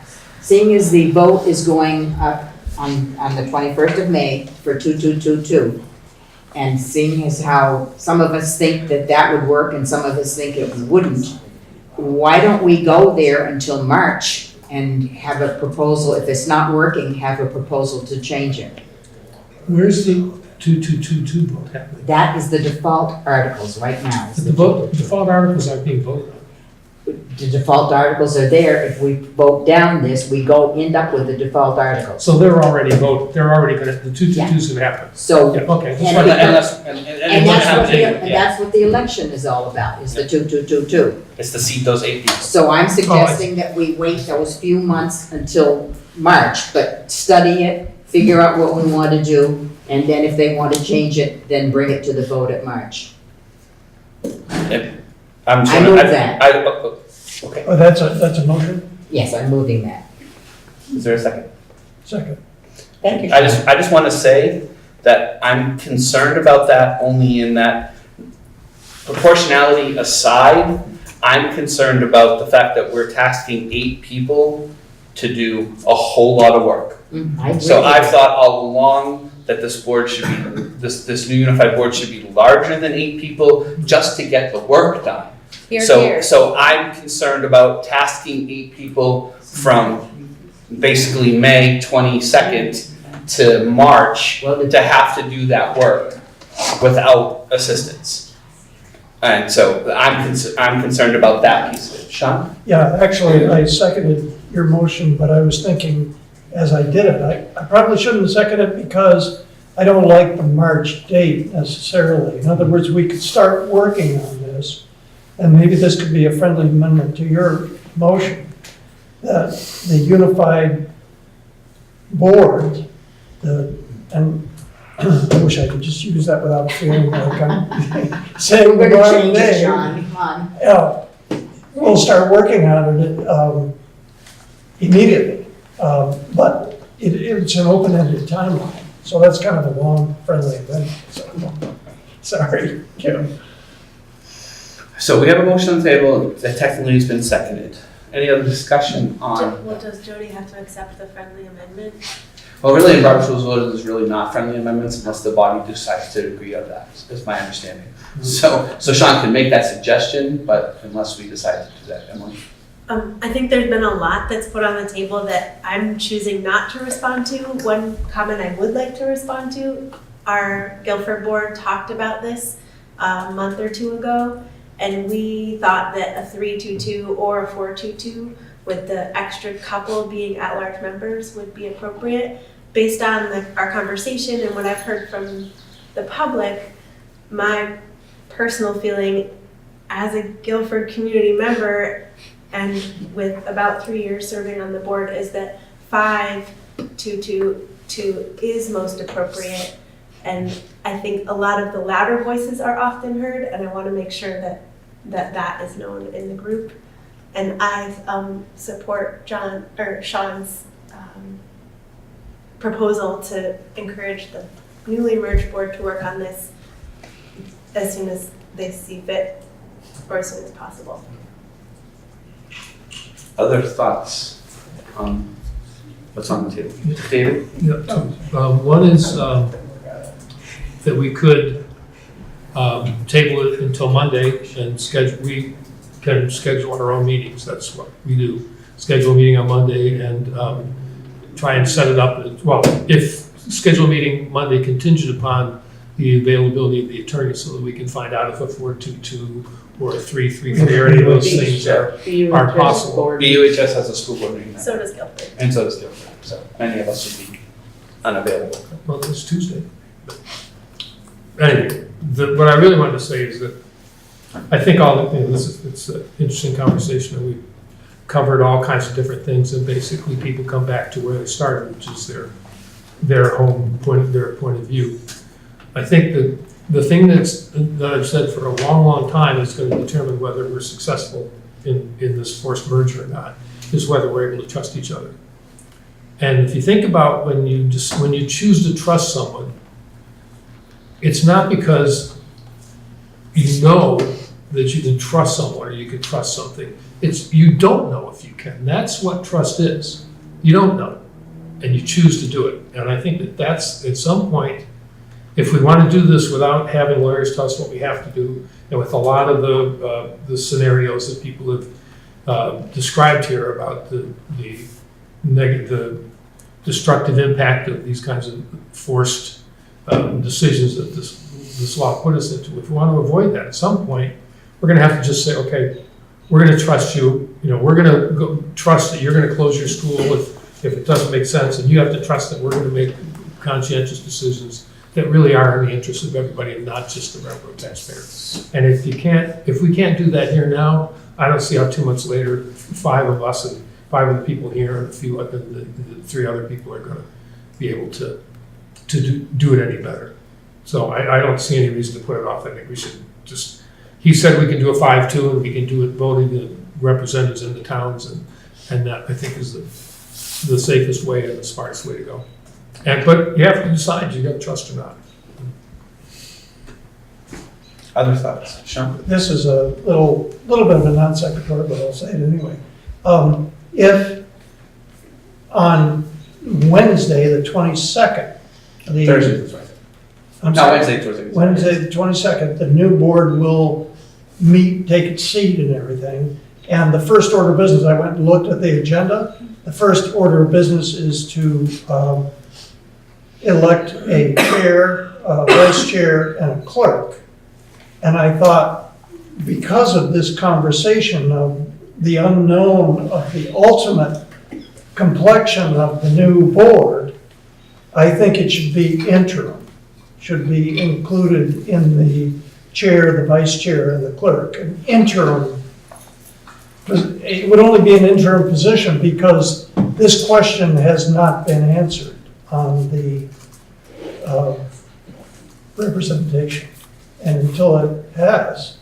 And if, let's say, there was a group that comes from Brattleboro in some election in the future, which I guess would be an at-large election, then those individuals would have no opportunity to choose the chair, the vice chair, the clerk. So I just thought by putting the word interim, that would solve that problem. Still have a motion on the table. Oh, I'm sorry. So let's try to discuss the motion that's on the table. And Can you maybe, please remind me of the motion? can you have the, Jody moved that we leave this unified board to study and make any changes by next March. so that's the motion on the table. Is there any other discussion, questions, thoughts related to the motion? Christine? Well, no, then Sean has the friendly amendment that we didn't resolve. Is Right. the unicorn friendly amendment that doesn't exist, but anyway, his beseeching of Jody not to wait till March, which is when the new board members would be elected, but to work on it more, with more alacrity. Jody? My motion kind of was like, the unified board would be working on this and have a proposal that would be voted on or warned. Even if you changed it, they could warn the votes for March. I mean, I was just giving that timeline to be working on it. Nothing we do tonight is incumbent on the merged No, it's board. not. These are only recommendations. Right. Anything else? Anybody else? Out here and then here. I guess Emily Murphy Court from Brattleboro. I guess I'd like you all to take a second and imagine if, for example, one of the amendments on school closures, we said, let's just put it off until March. And that was the kind of general sentiments.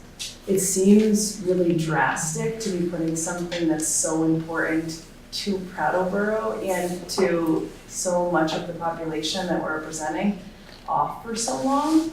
And just saying like, oh, well, we'll hope they work on it. It's not all of you guys. If it was all of you guys, I'd say, okay, I trust you that you'll work on it in 2 weeks.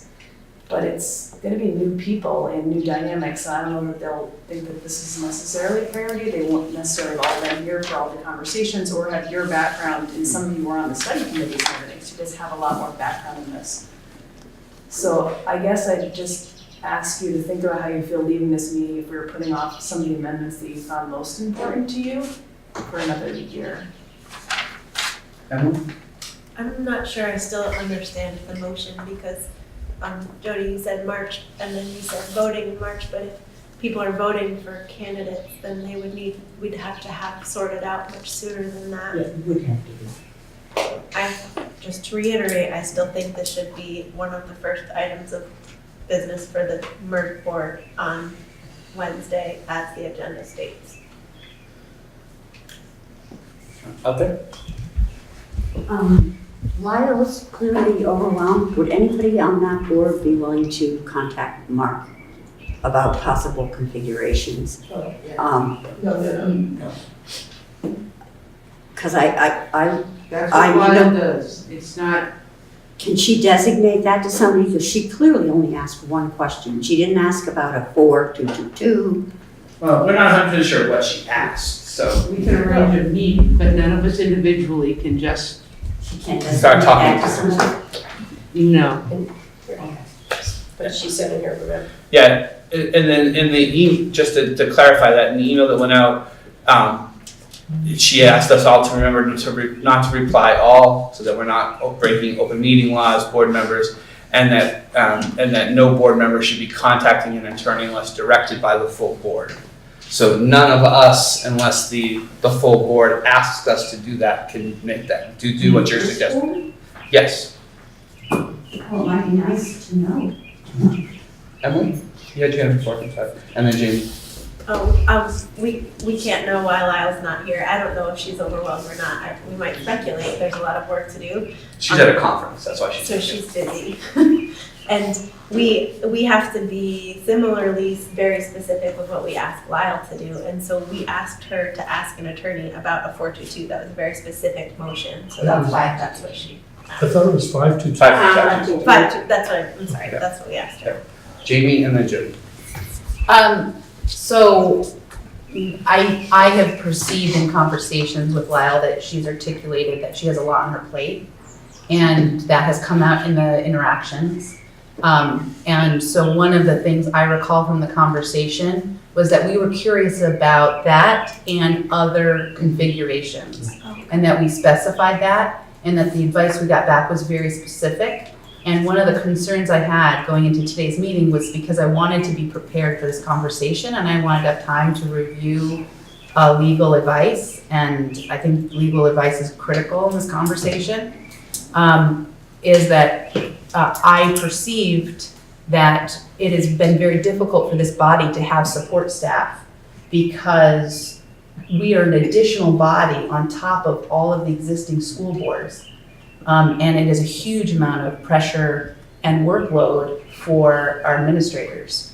So I would like to take a vote, if we are going to do anything prior to Wednesday, that we designate a board representative to be point with our attorney. And I would encourage, I realize advice does not matter post-vote, but I would like to encourage the board that is constituted on Wednesday to have a person who is a representative of the board be the point person, because we really need to have it needs to be quick, and we've had a very slow process because it's hard to have the support when there's so much workload in such a short period of time. We still have a motion on the floor. Jody? I just wanted to say that I agree with what Jamie said, because I specifically asked when Lyle was going to ask the attorney that I wanted to know all the configurations and not just the 1, 5, 2, 2, 2. You can do the 3, 2, 2, 2, the 4, 2, 2, whatever. Because my thought was, if we could change, can we change this at all? And if we could change it, then we should be able to change it the way we want to. So that was my real main question, is if we could change it at all.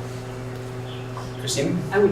I agree with Jamie. I think it'd be nice to have a subcommittee so there can be someone from a small town and somebody from Brattleboro both asking the questions, because you only get the answer for the questions that you ask. So it would be helpful, I think, in the spirit of working together, to have a subcommittee on the phone, if not the full board. I'm just gonna remind everyone, we still have a motion on the floor. Yes, I know, sorry. So we have to deal with that before we start making other suggestions and other motions. We need to deal with one that's on the floor. Well, once again, I think that my friendly amendment is important to the motion. That hasn't been voted on. Would you reiterate it? Yeah, that the configuration of the representation on the board would be undertaken by the newly elected, or with alacrity. What was the last With name? alacrity. Alacrity, speed and efficiency. Okay. I'll accept Sean's motion, because I think that the new super board is the one that's going to have to deal with this. Is everybody else on the board okay with the addition to the motion that Sean just made, that Jody accepted? As long as we replace the word alacrity, because I don't know what that means. Christina just told me. Speed and efficiency. Yes. All right. So we have a motion on the floor. Any other discussion on the motion as amended?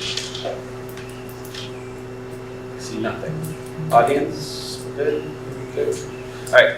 So all in favor of approving the motion as amended signify by saying aye. Aye. Opposed or abstentions? Nay. Nay and nay. All right, so it passes 8-2. All right. Okay. Yeah. All right. So our articles of agreement that we're going to vote on here in a couple of minutes to recommend to the new unified board that will be seated next week are, just to clarify, are the leadership councils, the grades to operate, and closures to schools, and then that's not an article of agreement, but it's a highly, that we're pausing this to have the unified board deal with this, the speed and efficiency around representation. Okay? Before we vote on that, can I just make a comment? we're gonna vote to send these to the unified board, the articles of agreement. What? We voted on each of them and now we have to go back and vote on all of them? We have to vote to send them to the article. We approve them as they're written, but now we have to vote to send them to the unified board. Okay. So that this is our recommendations to the unified board. And they can do it, yes, Jim? What about Christina's thought about having, one person from Brattleboro, one person from Mount? I'll say it when I'm unopposed, I'll say it then. You say it when? I'll say it when I'm on this, serving on the board.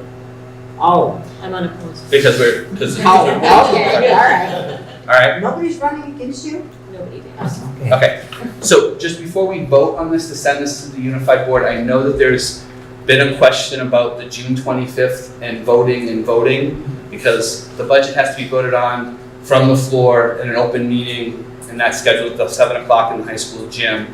And then there was a question about having the polls open all day.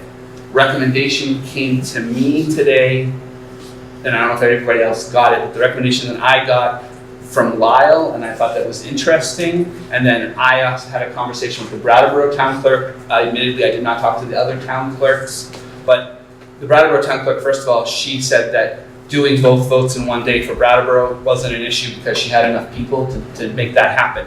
It was a bigger issue in the smaller towns. So what the recommendation that Lyle recommended is that we keep the June 25th date for the open meeting scheduled at 7 o'clock, because that's budget and we really should get a budget passed before July 1.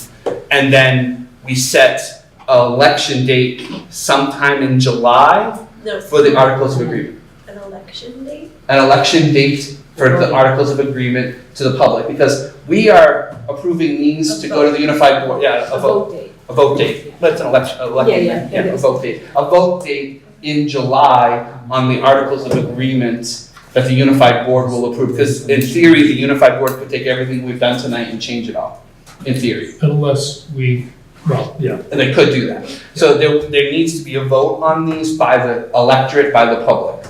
So instead of trying to do that during all day on the 25th and then have an open meeting in the evening, the recommendation was to, what I'm recommending, that we recommend to the unified board, that we keep the June 25th, 7 p.m. open meeting on the budget at the high school gym as warned, and then the unified board work with the 4 town clerks to pick a date that's appropriate as soon as possible in July to have a vote on the Articles of Agreement.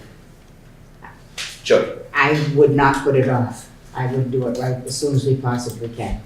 So the first week of July could be as soon as we possibly can. No, we could do it the 24th, we could do it the 26th. We No. could have it done before July, because that July is the drop dead date for the merger. David. Typically, elections are on Tuesdays. Mhm. And the 25th is, 20, whatever it 25th is, is a Tuesday. is a Tuesday. And school district meetings, ours happen on Saturdays. I mean, they happen on very different days. And I would suggest that that we do change it for sure, because the people that work in the polls in the smaller towns are disenfranchised. That's okay. So, but I would suggest that we do these articles on the Tuesday and have the school meeting on Wednesday night. Nothing's been warned. There's nothing officially warned yet. So have the school meeting Wednesday night instead of Tuesday night. 25th. And the reason is that, or my thinking is that all of this will be happening in the same period of time, so people will remember to do it.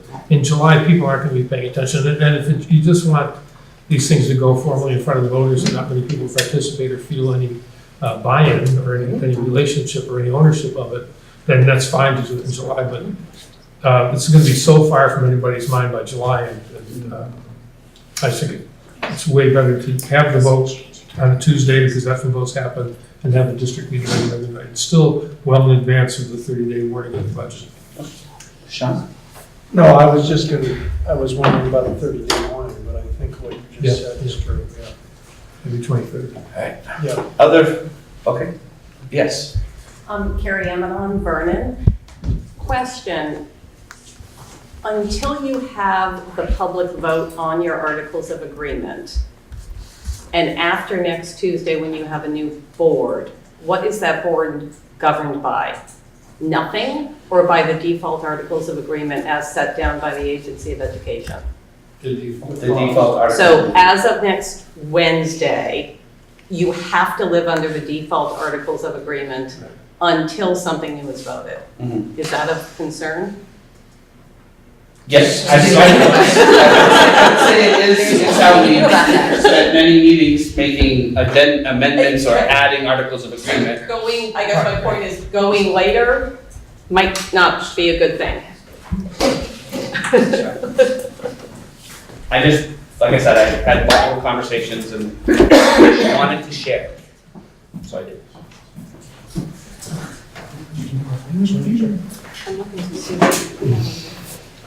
Other thoughts, Emily? Clarifying question, do we have to sort out how it will be voted before we vote on the 3 to be recommended to the board? What do you mean, how would we vote? Do we have to solve this before we? Nope, we don't have to do that. We could go ahead and just approve the 3 articles of agreement that we've agreed on and the recommendation that the recommendation the new unified board move forward on the representation question as quickly as possible. And then we have a separate And motion. then we could have a separate conversation around voting. Yeah, we could do that. So is there a I motion? don't know how, sure.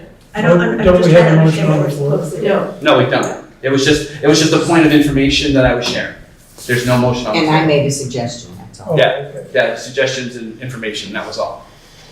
I move that we approve the articles that have been approved by our board to recommend that we send the articles that we have approved to the new merged board for their action. Second. Moved and seconded? We should wait until David comes. Yeah, let's wait till David comes back before we vote on that. What was the motion? I'm gonna make you repeat it. I move that we send, That we approve? I move that we send, wish you could hit me one. The approved amendments with our recommendation to the unified board. Everybody likes that better. Not me, but I've been quiet. No, they like the word unified better than merged. How does he not me? Did you use unified or merged? I used unified. I wish they would.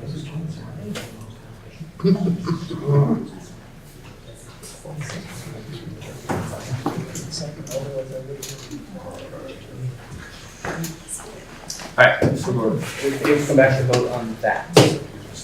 Pausing for a Is it moment. good? Did you make this, Jamie? I mean, they're good. Can we get our next motion in order? What do people think about David's idea to move forward the vote to the Tuesday, right, and the You meeting? mean the article vote on the 25th and then the budget vote on the 26th? Was that what he was saying? That's essentially what he was saying, yes. He just said to delay the annual meeting by 1 day so that the voting on the amendments could take place by itself without having to Right. close it. What do folks think about that? Go ahead, Joe. Discuss this, see where you ever. Huh? We should just, we have another motion. Yeah, but we Discussion. can't really have this discussion We can't talk. Unless we wanna just vote without it. unless we want to vote without David. I think we're gonna pass it.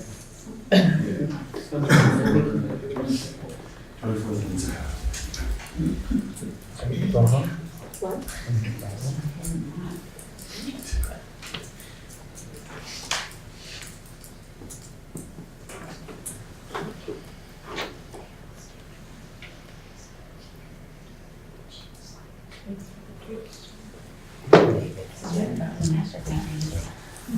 Should have had it before my You must husband have sent some out. allergies board.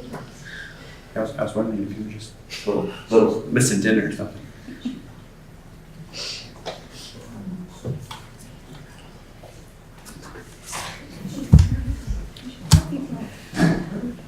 Exciting So- news.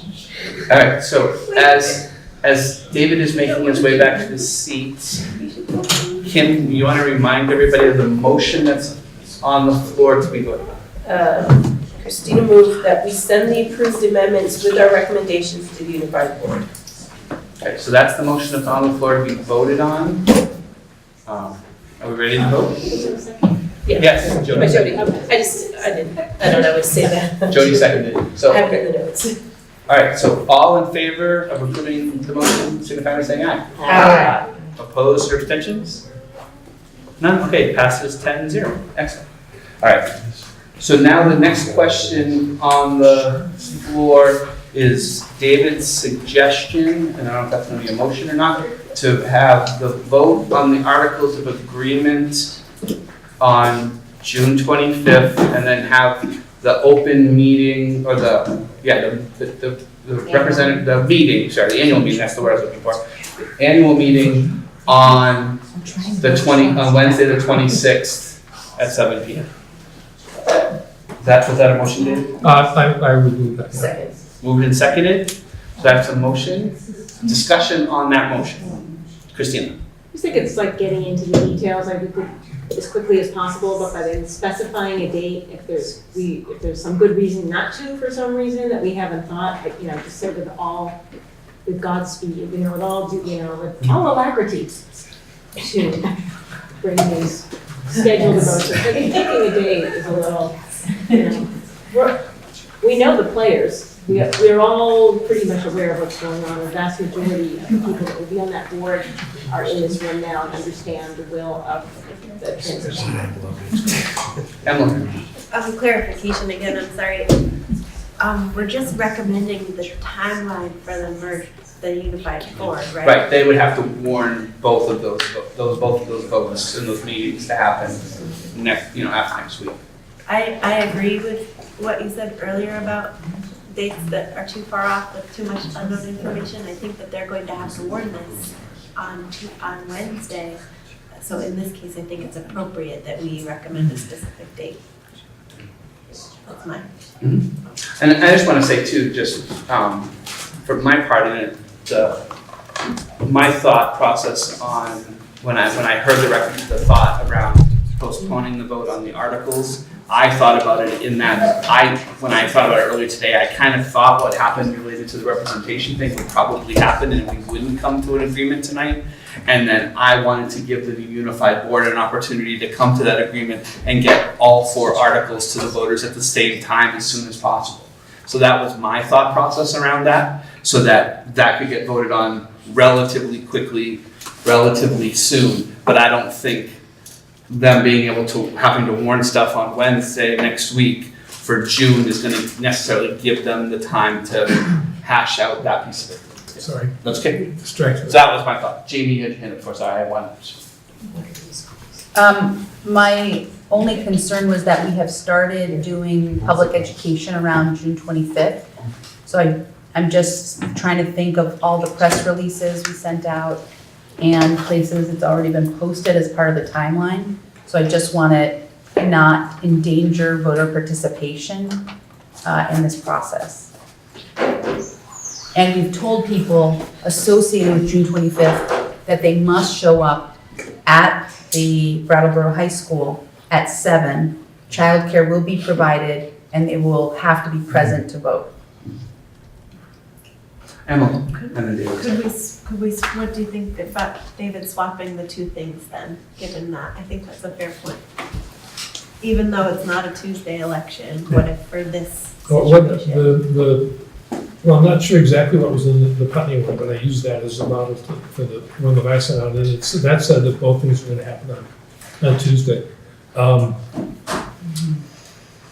I think we need to do a lot of advertising anyway, and I think if we really are really conscientious about contacting all the places several times between now and then, while we being the new board, so that there is really good turnout. I think that the fact that people it already says that you're going to be, one of them said, I think it said that it would all be voted from the floor. And then the next one said that no, it would be voted in each of the towns on the same day. So everything that's gone out, it has to be corrected anyway. I think that, especially the leadership councils, is something that I don't want to endanger the possibility of that getting a really early start or a really active start. And there's just, I mean, given our experience so far, there's really no way to anticipate. It would be, I think, unwise to anticipate that the new 8-person board is going to quickly resolve the representation issue or resolve to change it. So I think we'd be endangering the implementation of leadership councils, which is as far as the work we've done so far, that we've completed so far, is the most important part. So I would much rather have those articles go to the voters first. And I do think, because a lot of the people that man the polls, that help run the elections, are very vocal and like to come to the budget meetings for the schools, and to not let them have that possibility because they're helping, man those polls and not able to make the meeting. I think we need to have them on separate days. Yeah, I would be one that was manning those polls. Right. Yeah, I think we're in agreement. I think everyone's in agreement to separate the days. It's just how to separate them. And what was your original date? For the unified board in the town and the clerks, to the clerks in the 4 towns to pick a date that worked for all of them. Because that was the thing, when I spoke to the Brattleboro town clerk today, she was like, because it's in the summertime, so people are on vacations and things like that. People are away, the holiday and everything else. So she was thinking sometime after the 4th of July, but in July could work for Brattleboro, but who knows for everybody else, you know what I mean? So that's why what I was recommending is it goes to the unified board, and in addition to have the clerks from the 4 towns involved in that process to pick a date that worked for everybody. I know our town clerk would be very happy it's separated, so she was not happy. Christina? I absolutely agree with separation. I would love a little more than a few days separation, because it's going to be a lot on the new board to answer the questions about the budget that are coming up. And also we're talking about getting maybe possible amendments that are going to come from the floor and work all that out. So we're going to try to explain to the public, we all know what's going on here most of the time. And we're trying to explain to the public how their budget's going to happen for next year. That's a heavy lift for that board.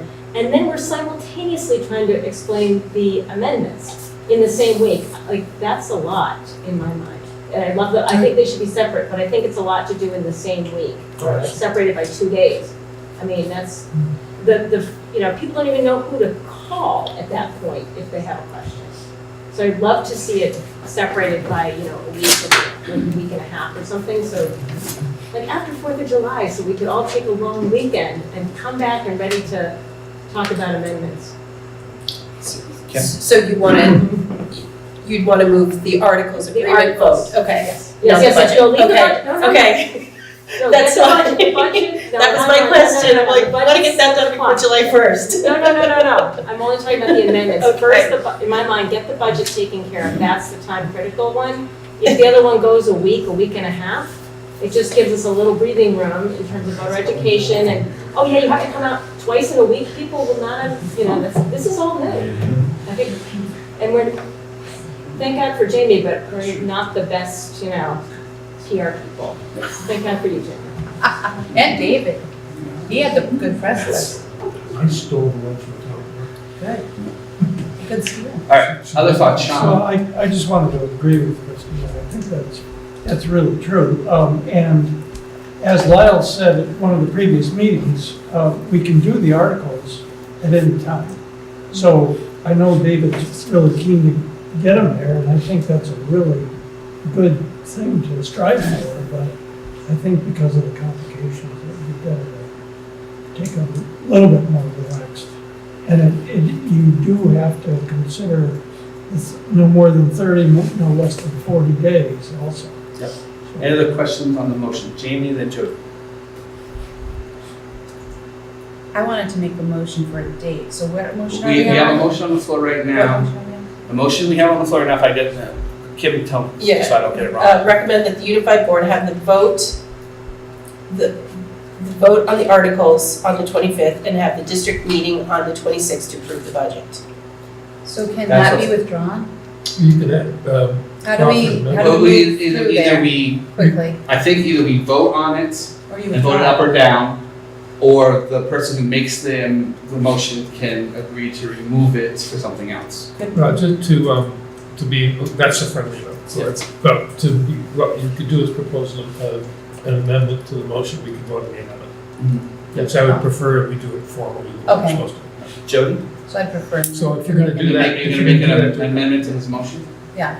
Okay, what's your amendment to his motion? I would like to make an amendment that we have the budget meeting on June 25th, as we have articulated that it's at the high school at 7 p.m. And that on July 9th, we have the town clerks be present so articles of agreement can be voted on. Well, they have to set up. They have to set up, they have to set up polling places. and all that. Whatever I'm saying, I don't know how to say it properly. I'm just suggesting 2 weeks, two Tuesdays later, fill in the appropriate legal language here. Okay, so there's a motion on the motion, so we need a second on No, that. it's an amendment, I second, Amendment. I second the amendment, having listened to the conversation. Okay, Jody. And I call the question on the amendment. Okay. And then I can't. No, because it's a smart thing to do, let's just do it. Well, I have a procedural question. Oh, God. Alright, Can we amend the articles at any time, or does it have to be done before July 1st? we've been told that they can be amended at any time as long as it's done by, like, it can be moved by the board and then as long as the electorate gets to vote on it, they can happen whenever, anytime. Because originally when they were there was a certain number of Yeah, days. and then that was So different. that's gone by the wayside. Apparently That that's was February. It does have to be Australian ballot. But it has to be Australian ballot, it can't be from the floor in an open Yeah, meeting. okay. Okay, so David has called the question on the amendment to his motion To change it to July 9th.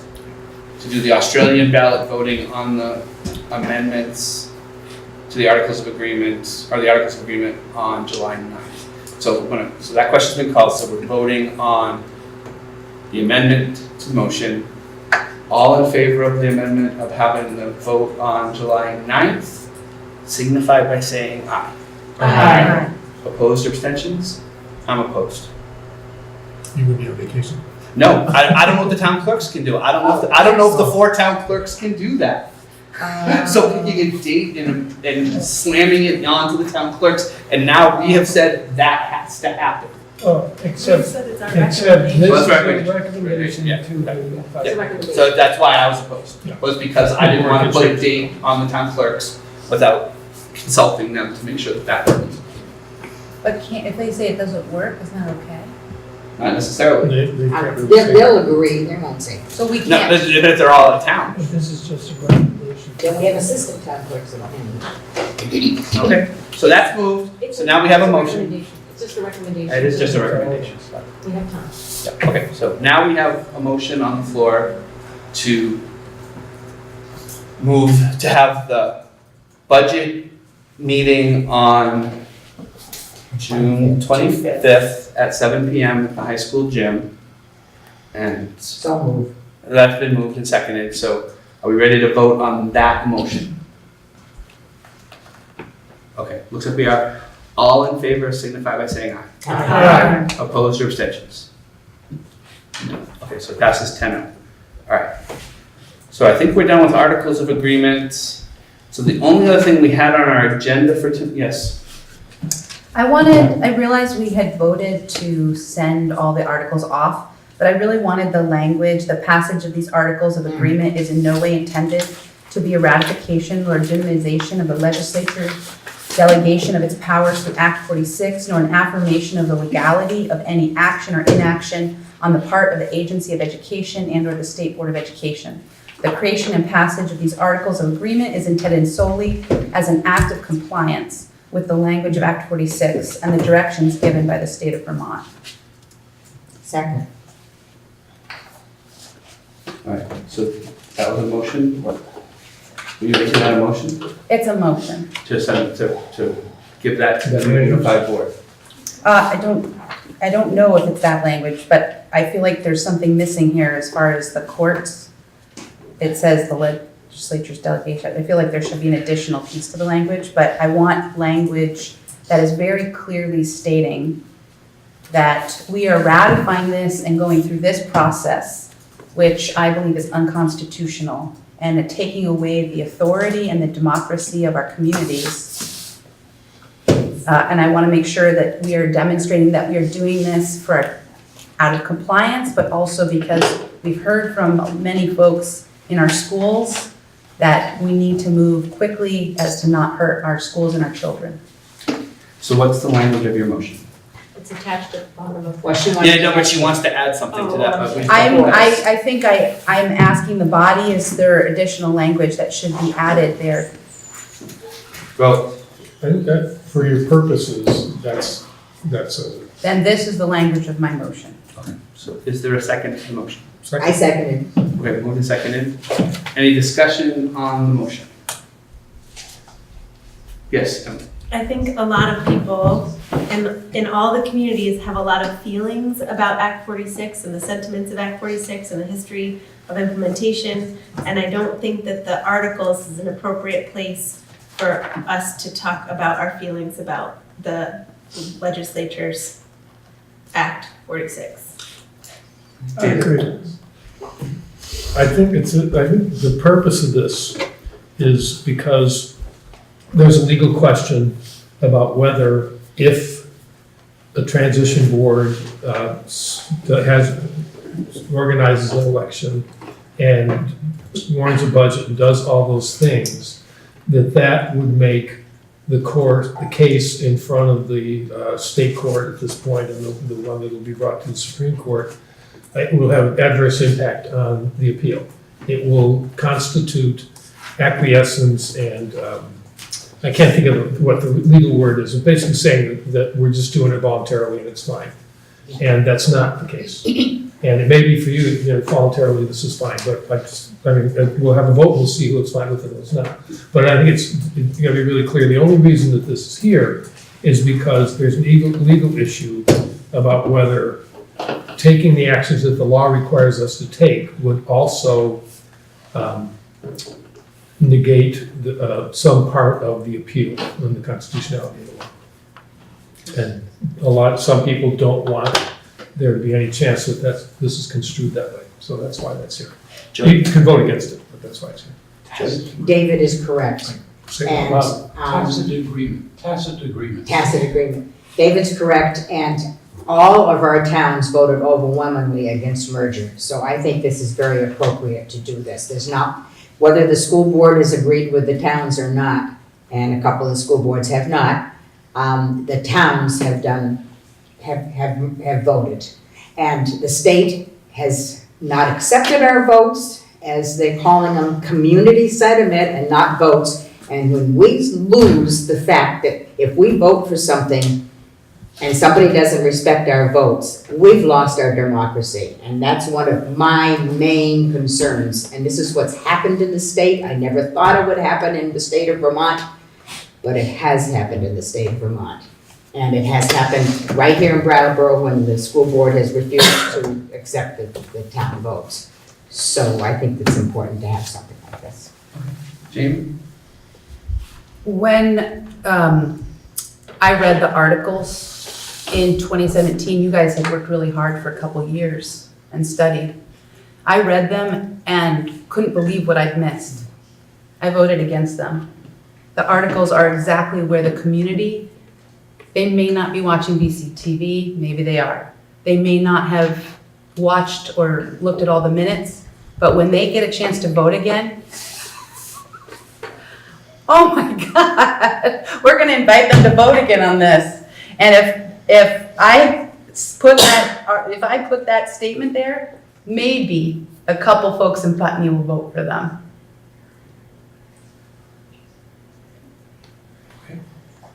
Any other discussion on the motion? I have Yeah. a clarifying question. So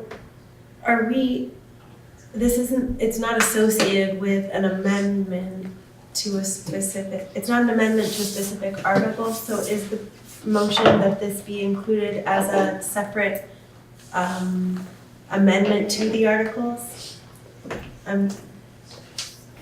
I think if I understand Jamie's motion and the seconds to it, and maybe I'm wrong, but I think the way I understand it is that we're gonna vote to send this to the unified board so that they have this piece of language and information as they're moving things forward. But your motion was not to send it before the voters. This would be at the top of the Articles of Agreement on the ballot.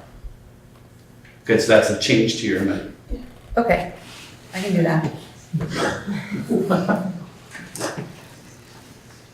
So Okay. where do you want it changed? I mean, I would question, Mr. Chairman, whether you could have such a passage on a ballot for the public to vote on. Because it would almost be like electioneering during, you can't even go into the polling house and talk about. An election is supposed to be something that is between a voter and the ballot with no other consideration, just names or issues. So I would really doubt whether you put it on the ballot. Christina? We're gonna send it to the merged board, who can answer these questions, I guess, for the motion, so, I mean. Because all the articles of agreement have to go to the lawyers anyway. And if it doesn't, Jody? if it doesn't get on the ballot, we can make darn sure it gets in the press.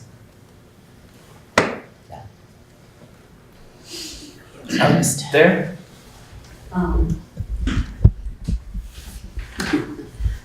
I would like the board to actually take a vote on this so that the public knows, and we have it recorded that we wanted, that you either wanted this on there or you didn't want it on there, because I think it's very important, as David pointed and Jody pointed out, for the legal ramifications of the court case.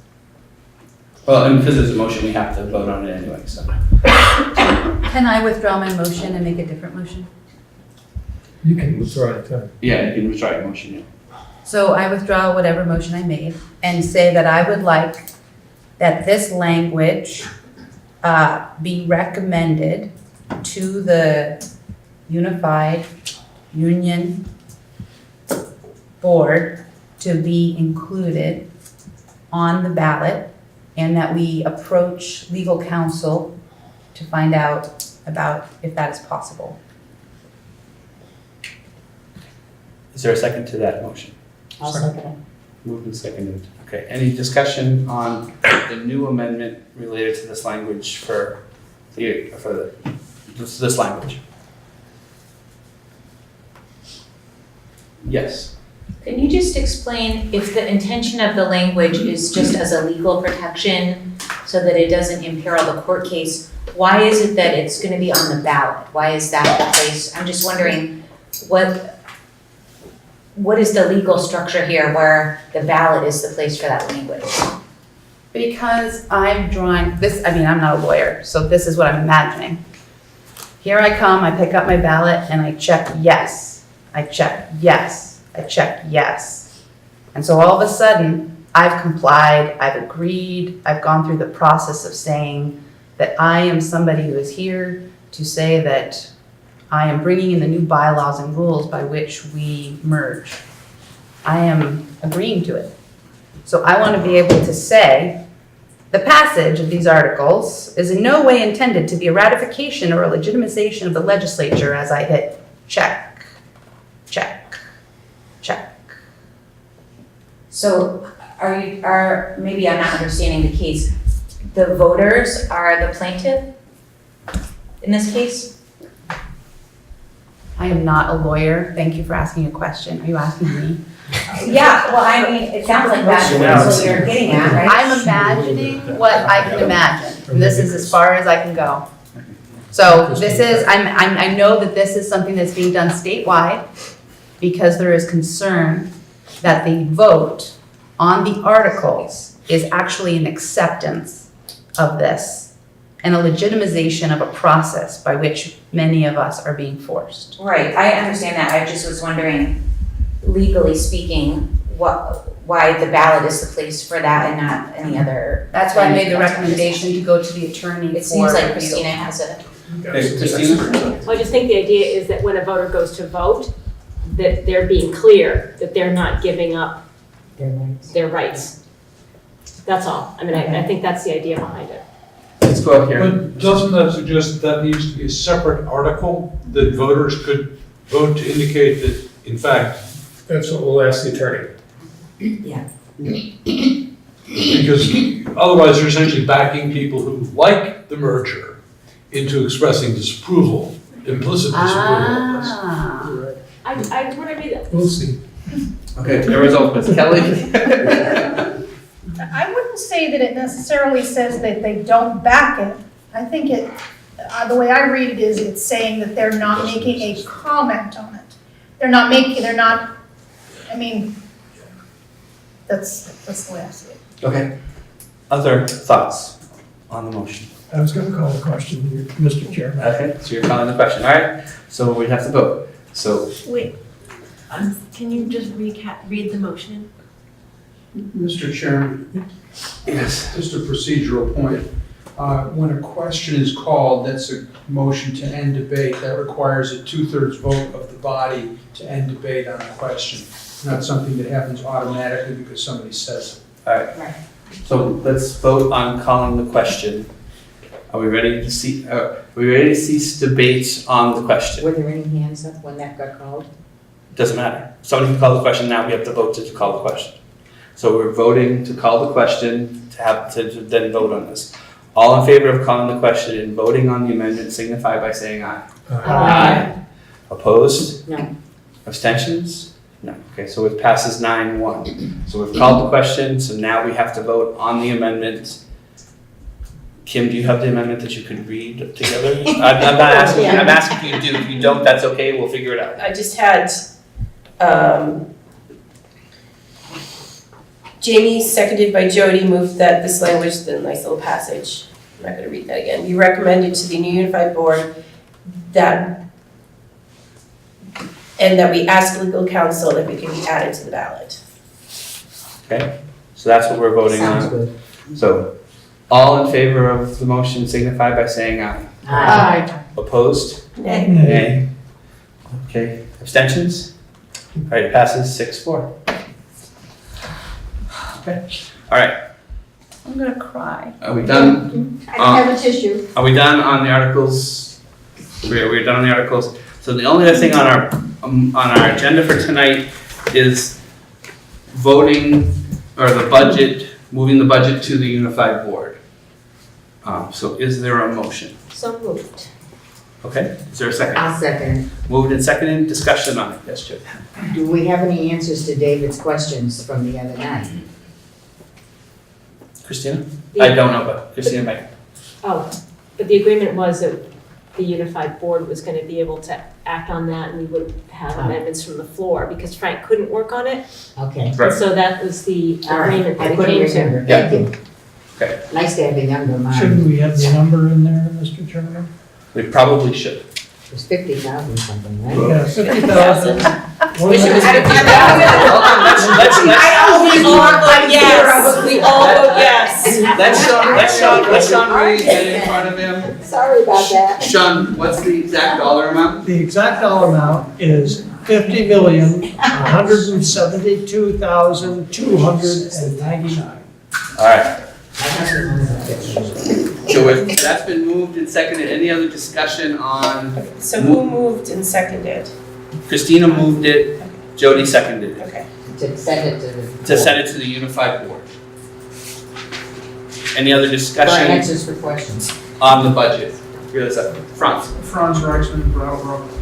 Just so it's clear in my mind, the budget that you're proposing now is just a combination of the separate budgets put together by the individual districts to be used by this body to recommend to the unified school board when it's formed next week.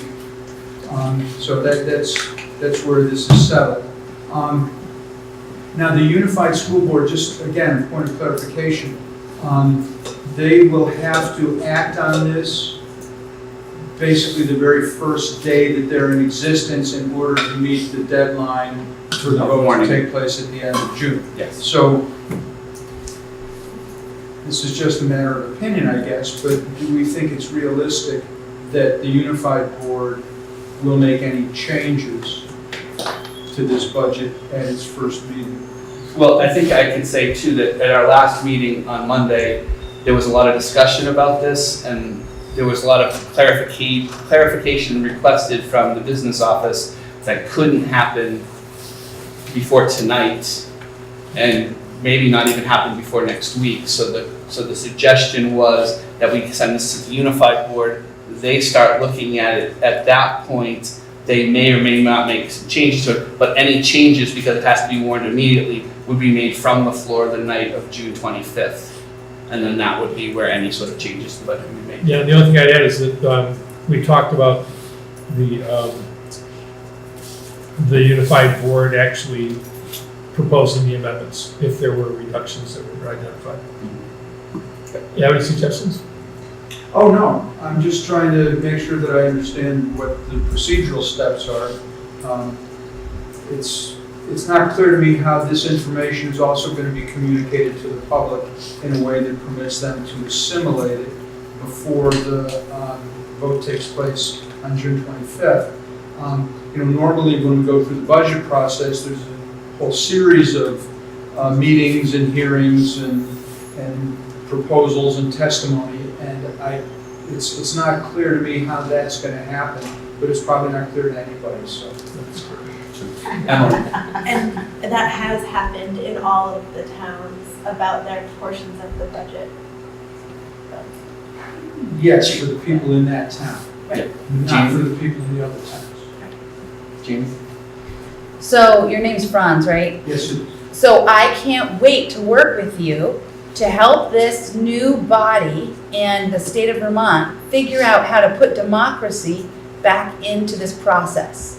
Because what is about to happen, I perceive, is that will be lost. So unless we figure out how to support that, then I think we just got to figure that out. Because if we make amendments on the floor on June 25th, and then there's a vote, then that's going to be potentially significant changes in the budget, right? Or minor changes in the budget without necessarily having gone through that process. So I just think we just need to be thoughtful about that moving forward. I don't understand what you're saying. I don't understand how you think that's going to happen. It's a nice sentiment that you express. No, but I'm I don't saying see a that you mechanism can't. by which Okay, that would actually occur. You guys can have this conversation offline. I think we need to get back to the motion that's on the floor. What's the motion? The motion is to Send the budget. send the budget Recommend. to No, I the see. unified board. No, we didn't go yet. Any other questions on the motion on the floor? Yes. I know that what you guys are asking about, that we were hoping that Frank would have been able to do, but hasn't been able to do by this time, was about what obvious low-hanging fruit is there that could be eliminated. I'm just wondering if you guys have discussed the salaries of ourselves, the current board members who have only served for 4 months of a term. In Brattleboro, our voters approved to pay us all, which is, $17,000, I think. So those seem kind of like, to me, obvious things that could be eliminated, since the people were supposed to be paid starting July 1st, but they won't even be having those jobs anymore by then. The budget that included the salaries for the board members doesn't start till July 1st. And if this merger goes through, it's not going to happen. So the board members aren't going to get paid for these months. Isn't that the budget that we're proposing as part of this merged budget? The budget that starts July 1st? The newly elected members will be paid starting July 1st. But we put it in our budget that we voted on at town meeting, that the Brattleboro Town School Board members would get paid. So I'm just saying, can't we at least eliminate those things from these budgets? Yeah, I see what you're saying. Oh, I see what you mean. Yeah. All of the towns did that.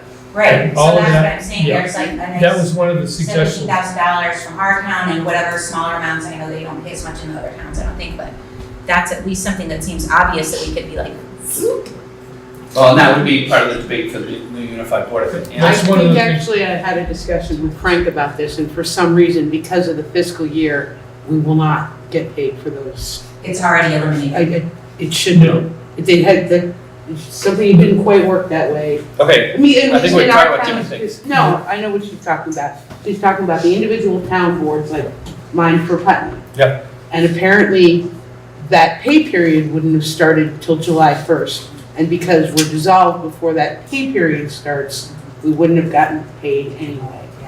But please, let's ask Frank about it again, because I agree with you, but I think that it's already the case. Okay. Christine? I think it's a great suggestion, but I think we should table it for the merged board to figure out as part of that discussion that they're gonna have to have in that month.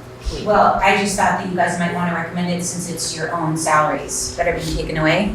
That if you were on board with that, that you're giving that assent to the other board rather than people who are elected removing other people's salaries. You know what I'm saying? David?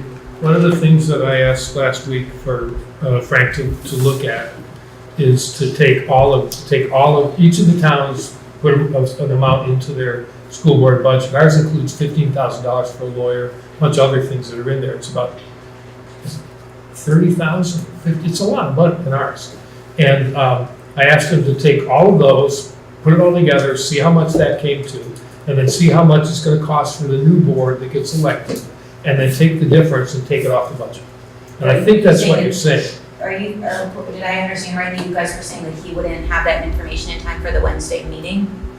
No, he wasn't able to do, there's a whole bunch of things that I asked for. And I think other people had some suggestions too. And there wasn't time for him to get that information by tonight, by this meeting, our last meeting. So that we could have a different number to recommend to the merged board. But That's what wasn't going going to to find their meeting on that Wednesday, the 22nd? No, none of that's gonna be done. The union board, the unified board is gonna do all of it. That was what we agreed to last time. They'll Right, look at all the I'm talking about recommendations. the unified board, when they meet on the 22nd, would he have that information then? We don't know. Unlikely. But I think what the likelihood is that what you're recommending or suggesting is some of the same It's stuff what that we're David suggested, and those kind of votes would come from the floor on June 25th. Because we wouldn't have all of those numbers. Like what Franz is saying, that the job of this board and that board is to create something that we can warn for the voters on the 22nd. It seems like this is sort of abstaining from that duty of like, make a merged budget and without doing something that would be controversial. I mean, these are like the low-hanging fruits that to not be able to have anything at all to recommend for that board just seems kind of like disappointing. I know what you mean, but I think Frank, because of the time restraint, I think he recommended that we present it, and that would give him time between now and when we actually had to, when the unified board presented the budget in June. It gives him time to research and find that information, so that way it would be available on that date to be addressed. I think that Franz's concern though is like, we're not giving the voters so much time then if we're just presenting it on that date and no one has the chance to do the normal evaluation of all of that would usually happen. Legislature. I mean, we have no choice. All right, Jody?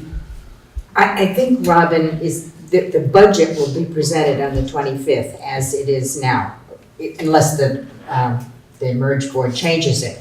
But come, like we often do at town meetings or the representative meetings, you get there and you say, we have some new information that's going to cut the budget that we are presenting now by so many thousands of dollars. And that will be presented at the 25th vote, so that the people will realize that we're cutting, and we will say where it's being cut, what we're cutting.